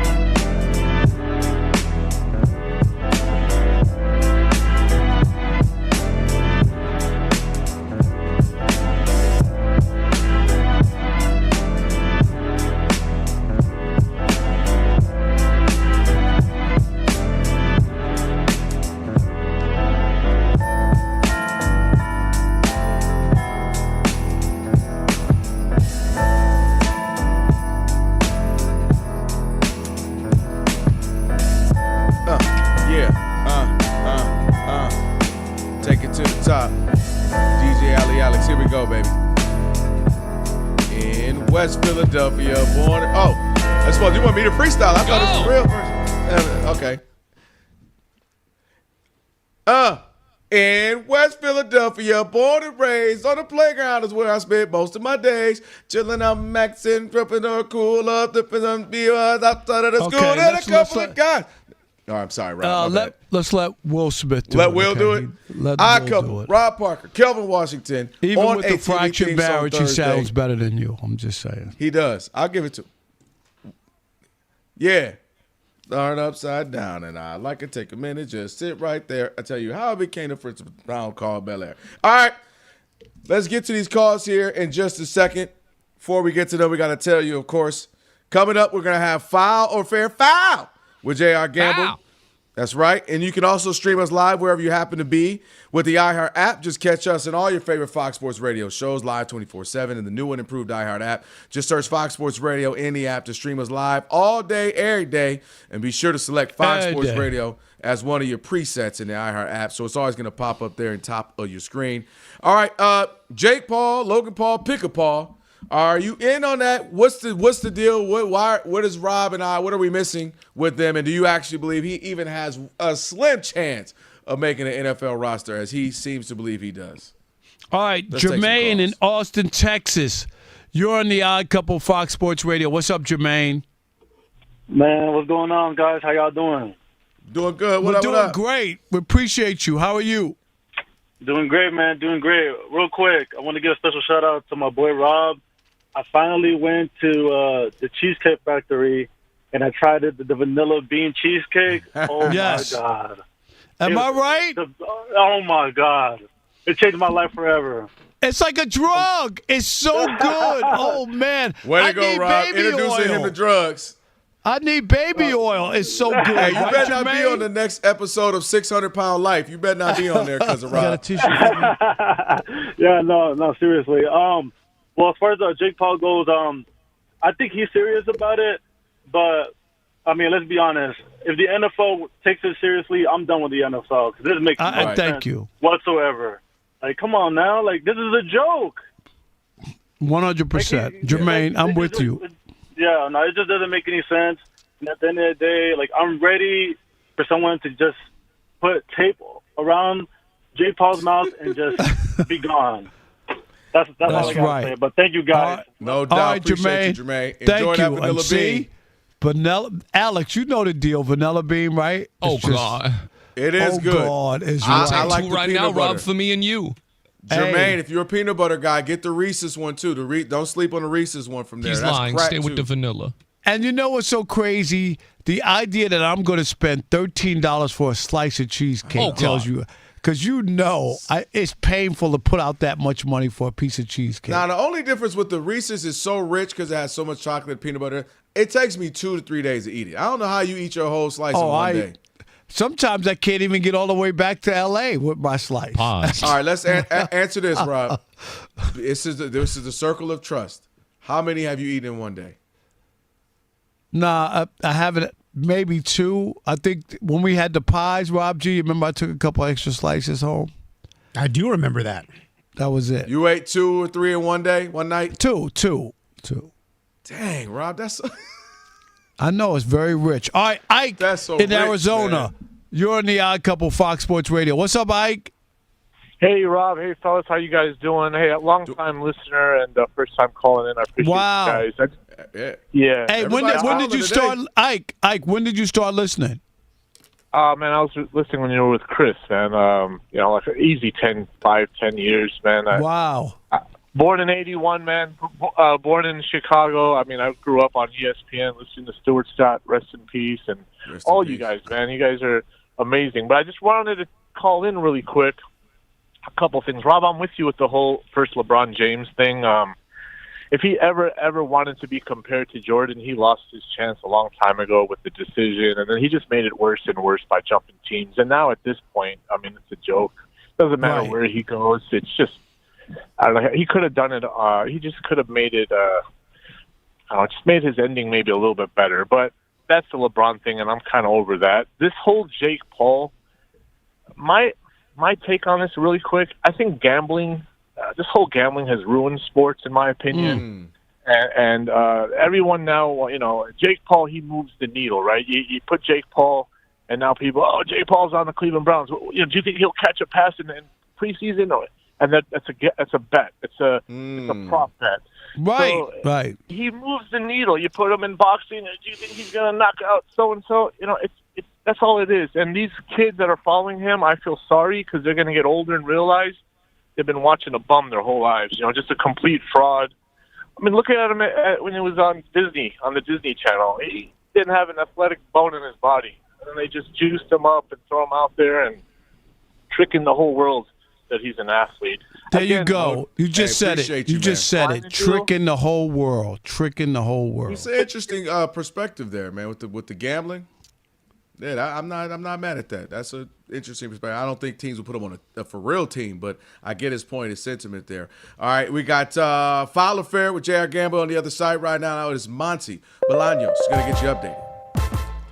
What's up, guys? The final baseball game of the day has wrapped up. Yes, the day Did the has Tigers win? They did. They held on to defeat the Royals 4-3. In fact, ended the game on a double play to wrap things up. But James Outman was the one who gave the Tigers the lead with a 3-run shot in the 7th inning. It went back and forth a little bit after that, but Detroit wins another one. 4-3 was the final score. The Diamondbacks outscored the Cardinals 10-6. Blue Jays beat the Rays 3-1, but Tampa Bay still leads the AL East by 2 games. It took 12 innings in Cleveland, but the Twins outscored the Guardians 3-1. The Braves hit 4 home runs as they beat the Padres at home 6-5, and Atlanta leads the NL East by 4.5 games. When it comes to the NFL, Arizona quarterback Jacoby Brissett, who's seeking a new contract, will practice at training camp, according to head coach Mike LaFleur, so there will not be a hold-in. Panthers promising second-year linebacker Nick Scorin tore his ACL during the team's first day of training camp. He's going to seek a second opinion, but right now he is out for the season. Giants wide receiver Malik Neighbors will not be placed on the physically unable to perform list to begin training camp, still recovering from that torn ACL and meniscus that he suffered in week 4 of last year. And the Baltimore Ravens waived rookie quarterback Diego Pavia. Speaking of quarterbacks, the number 1 overall pick, Fernando Mendoza, officially signed his rookie contract. Yeah, very quick. Apparently the move is to make a space on the roster for the Ravens, so I don't know if that means that they may bring him back, but that's the report on that. I don't have an update on LeBron James, but Anthony Edwards is married. If you care about that, he married his longtime girlfriend, Shannon Jackson. So congratulations to Anthony Edwards. You know what was great about that is that she didn't have to worry about having bridesmaids because he just had all his kids involved. Shoot, Rob. Dang. Come on, Rob. And in golf, at the 3M Open, Ben Cole's in the lead at 9 under par overall. It's only day 1 of this one, and Scotty Scheffler ended 3 shots I'm just saying, back. what? I'm sorry. I didn't know where you were going to go because there was different ways that you could have gone. Doesn't he have a ton of kids? I thought he had a ton of kids. Don't think he has a ton of kids. I don't think he has a ton because of reasons why you wouldn't have. Okay. Yeah. All right. Yeah. I'm sorry. Monty, that is like the all-time worst. That is, Alex. What was that, Alex? What? Well, I mean, you were just telling us we were concerned because you weren't getting any buns on these trips. That was all. And then you said you responded with that statement. That's what you said. I said you weren't getting no buns on these trips. I hope the buns were and fresh. And then the other day, Alex, Monty. Fresh buns. And then they said I have a wet mouth. I don't even know what's going on here. Yeah, this is just getting out of line. Monty, run. All right, I'm done. Whatever you. Monty, have a great night. Bye. Thank you. Appreciate Monty's like, let me go on that other show now, and I don't have to worry about this. I have a Powerline shirt. Okay, I didn't. Powerline? Oh, is that from the Goofy movie? Yes. Goof Troops? Yes. Whatever. Yes, Wow, top 5 Disney movie all time. Okay. There we go. Monty stood up, and guess what? YouTube went Our crazy. YouTube just went through the roof. God. Thank you, Monty. Through the roof. Oh, God. Numbers He's is right. crazy, Rob. Oh, God. Thank you, Monty. Bye. Thank you. For the numbers, too.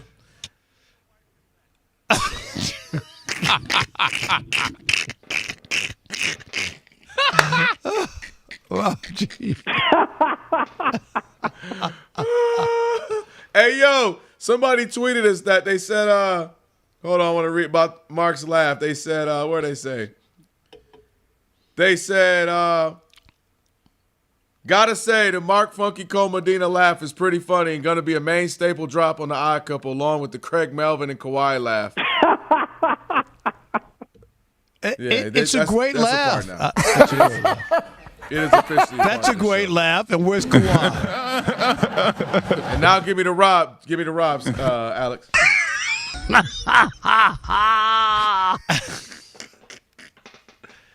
All right, whatever. No. And then there's Chris. Chris is like an 8-minute laugh. Yeah, Chris is too long. Chris takes too long. Chris, we out of time now. Chris's last call now. All right, let's get to it. Foul or fair with J.R. Gamble? That ball Sorry, JR. It was a big week in the big leagues. We'll go through it fast. We got to be We'll fast. blow through. Is it foul or is it fair? And now, from MLBBro.com, here's J.R. Gamble. That's right, foul or fair here on the Odd Couple Fox Sports Radio. It's when we go around the diamond, discuss all the biggest headlines in Major League Baseball, do so properly. We had to bring in a baseball expert, a guy who's single-handedly carrying MLBBro.com. J.R. Gamble. What's up, J.R.? Foul. Everything's foul. That is a foul. Kelvin can barely talk. Rob, you've had a fruitful career, but other people want to still get jobs after this, bruh. Okay. I remember that. Okay.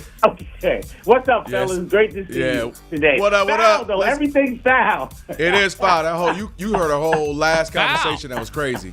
Yeah, no, JR's right. All right, guys. I got 3 baseball topics. Because JR is the star of the segment, he gets the first crack at every single one. So let's get right to it. Number 1.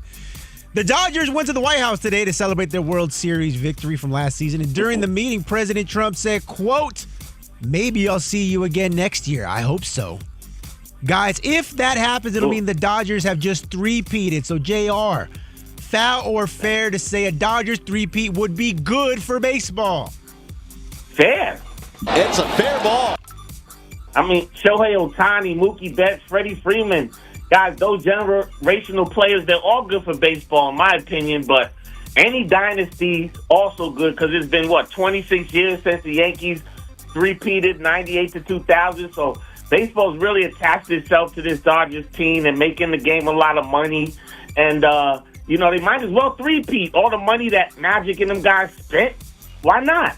Problem is, Trump jinxed the Knicks in Game 3. They jinxed USA and Argentina in the World Cup. Yeah. So the Dodgers should be win now. For real. I'm going to say foul. That is a foul ball. The Dodgers are different. When the Yankees won, despite the Yankees always spending, having a lot of money, that was a team that they developed themselves. The core players came from their minor leagues. Bernie Williams, Jorge Posada, Andy Pettitte, Derek Jeter, Mariano Rivera. It was their team that they finally developed their own players and then sprinkled free agents with them. That's what made that team, to me, more interesting. This group of Dodgers and spending $700 on Shohei, I don't think most fans outside of L.A. care about the Dodgers. So I'm going to answer this one. Would it be good? I'm going to say it is bad for baseball, which would be fair in this case, right? It's a fair ball. Wow. Here's why. I think it would be great. Obviously, I'm biased Dodger fan. Go Dodgers, great. But I think we'll then get for sure a lockout because everybody's trying to use the Dodgers for the scapegoat as if the Mets, the Yankees, that's a good point, and a handful of other teams haven't spent money. And what's going to happen is you're going to have Steinbrenner and all of them go, see, this is it's too much. They keep buying championships and blah, blah, blah because they've done a mixture of what Rob said. They've grown some guys great. They've gotten some guys that teams left for dead, including a Max Muncy who was an all-star. And they obviously have bought some players. They've kind of done it all facets. But teams are going to say, see, this is why. And this is why we'll have a lockout. All right, question number 2. Old guys, stand up. I'm talking to you, Rob Parker. Braves pitcher Chris Sale is turning back the clock yet again at the age of 37. Sale's 2.19 ERA, second best in the majors, and he's currently got the third best odds in Vegas to win the NL Cy Young Award. JR, foul or fair to say that Sale is a lock to finish in the top 3 of the NL Cy Young race? Only in baseball is 37 old. Fair. It's a fair ball. And he's another example, though, of how mastering the art of pitching, right? That's important. Sale, he was a dominant pitcher, dependent on his hard stuff, raw talent early in his career, similar to many greats. As they lose velocity, he's smarter now than he's ever been and understands how to get batters out. as much as he ever did. So I think he's at his peak. And the fact that he physically still has the tools to give him an advantage, because he also has the experience to go with it, barring an injury, fellas, I think he can maintain and definitely finish top 3. Plus, the Braves got a lineup that's going to, give him a lot of run support. Yeah, that's fair. It's a fair ball. He's been tremendous the last couple of years. He's really bounced back since the Red Sox. I don't see anything that's going to derail him other than an injury, so I think he will finish in the top 3. Facts. Foul! That is a foul ball. The only reason I say foul is because of one word in there, guys, and it's capitalized. Lock. And I get your point. He's both are right. He's been fantastic, and he should. But a lock, anything can go wrong. This is baseball. You have a bad 3 outings, change your ERA, get hit, got to leave in the first, second inning. Things can happen and change that lock. So that's why I say foul. He should, but I can't go with lock. All right. Okay. All right, last one, foul or fair with the odd couple. JR Gamble sitting in with the guys. JR, former Angels scout Justin Prinstein, who calls himself the baseball spy on social media, just got fired by the club for, get this, spying. The team found out he was illegally filming the Rockies on his cell phone rather than using the TV broadcast, which is allowed. So, JR, foul or fair to say the Angels only have themselves to blame for hiring a guy who calls himself a spy? Rob's going to have a ball with this. Fair. It's a fair ball. But this is funny. Baseball Spygate. If Tom Brady and Bill Belichick can do it, why not a random baseball scout who made his reputation on the fact that he does cheat, right? He could have just filmed the broadcast off TV, but I guess that's all part of the spy thing. And as comical as it is, baseball already had a World Series scandal, so we really don't need any funny business. So, and the Angels aren't moving nothing even with this spy, so they need to get some better spies. I say, of course, this is fair. It's a fair ball. His name says it all, and if you hired him and saw his social media handle where it said baseball spy, I think I would have terminated him right there. It's just a bad look for the organization. It's fair, and It's a fair ball. A great point. You're just coming off not too long ago the Astros scandal, right? You're coming off Michigan. Think about Michigan college football with the spy and all that. Spying ain't really it ain't working out well, and using these types of things. You mentioned Spygate, so absolutely they have themselves to blame, and it continues to show this organization just does not know what it needs to do to win and get out of the funk that they're in. Yeah. All right, JR, thank you, my man. No doubt. Good luck, fellas. I'm out of here. All right, JR, we'll do it again next week, brother. JR Gamble right there. Of course, on Foul or Fair, you can give him a follow as always. Just hit him up. As always, you can hit him at Fanalist1. Do that. All right, we got something special. Bumper last call, Rob. We got something special that we're going to do. You don't want to miss this. It's going to be good. Did Rob, you hear it yet? No, I haven't, so I don't want to miss it either. Okay. It's the Odd Couple. Something special for you coming up. Stick with us, Fox Sports Radio. You got a tissue for me?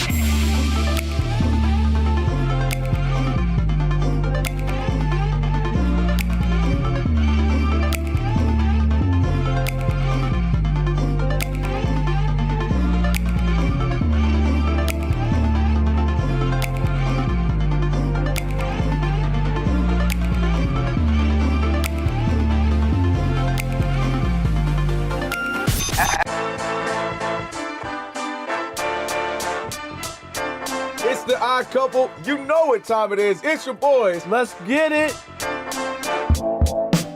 The Odd Couple is fun. Check. And informative. Check. What's up, America? You want to talk sports with 1.5 of the best-looking guys in the game? That game was incredible. You are wrong. You'll be king of the water cooler. What's it like working with Rob? Rob in his mind is like Chris Rock mixed with Richard Pryor, so I'm running out of fake laughs. Ha Rob. Rob is very passionate. Son, you ain't ready for this. I don't have BS in my game. I'm straightforward. I'm honest. You say Brady's the greatest quarterback of all time, but Eli Manning beat him twice. And of course, it doesn't hurt that I'm right most of the time. Kelvin is the nice guy, wants to make everybody feel warm and fuzzy. You done? Let me tell you the truth. I bring the energy, a youthful energy. Rob's not gonna see this, is he?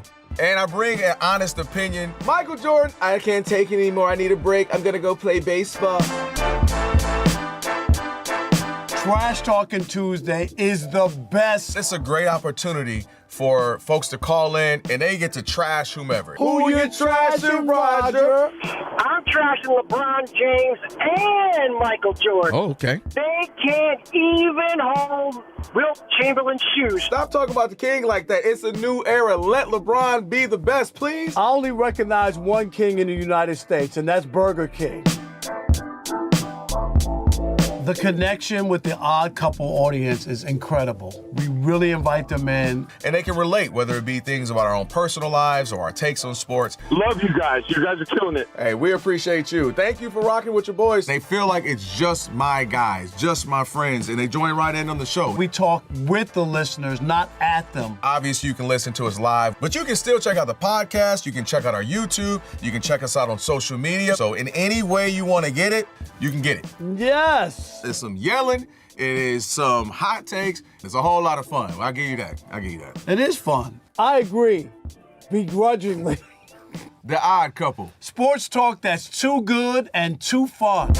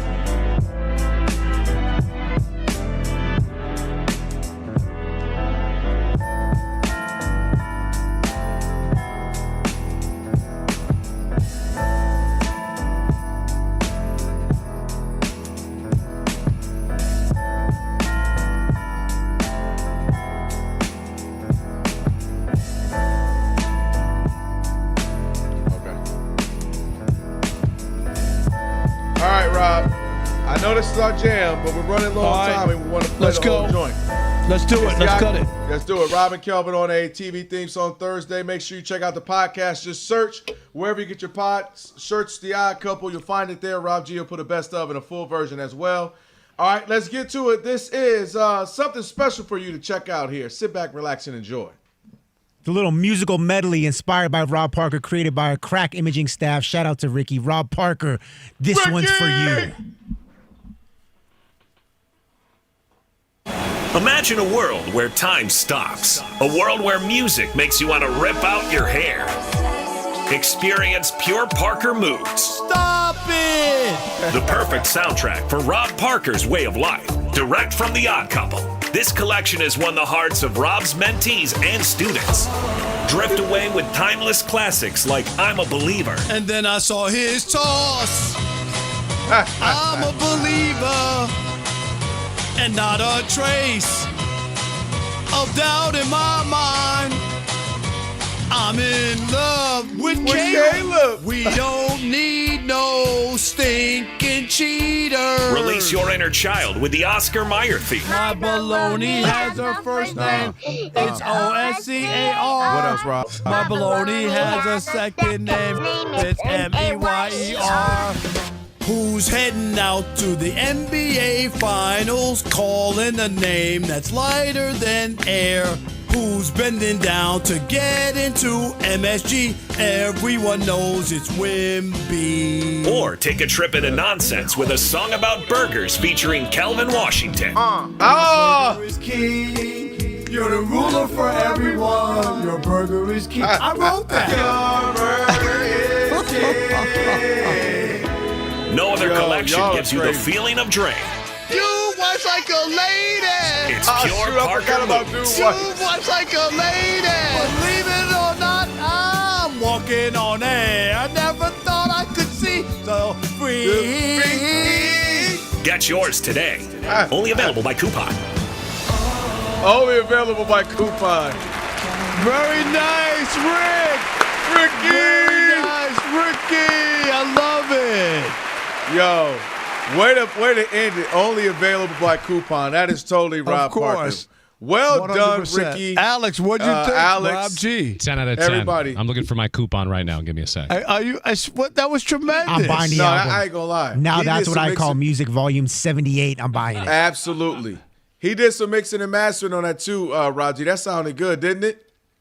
Oh, he made Rob sound a million times better. Yeah. I mean, listen, if Meatloaf can have a best of, you can have a best of, right? You know what I mean? Meatloaf had a whole joint, the whole album, a couple albums, so you can get one too, Rob. Yeah, my nickname was Meatloaf once in a while when I was back in college. Okay. Hey, yo. Hey, Sagar, put a pause up on the screen. We ain't had one all day. Put one up. Oh, God. Sagar over there sweating. He don't even know what to pause. There you go. Why can't my nickname be Meatloaf? I love to eat meatloaf. Nah, Rob, nah. You wasn't eating meatloaf in college. Where was you getting meatloaf in college, Rob? I was making meatloaf. I'm not kidding you. Yeah, right. Are you serious? Yes. Okay, that's one of the most mom things. Like, moms make the meat. Like, I don't know a 19, 20-year-old who can make meatloaf. Is my mother gave me the recipe to make meatloaf because she did a great job of making meatloaf. My mom gave me the recipe. You're right. Mama Dove's meatloaf. I'm trying to get back to Los Angeles. We'll see I want to go home. I want to get home tomorrow. Can I get back to L.A.? Yeah, we'll see you. We think. We don't know. We'll have Can't to do wait. it. Either way, if you do, safe travels, brother. The Jason Smith Show with Mike Harmon is coming up next. I never miss your radio show. I never hear it, so I never miss it. Did you hear that?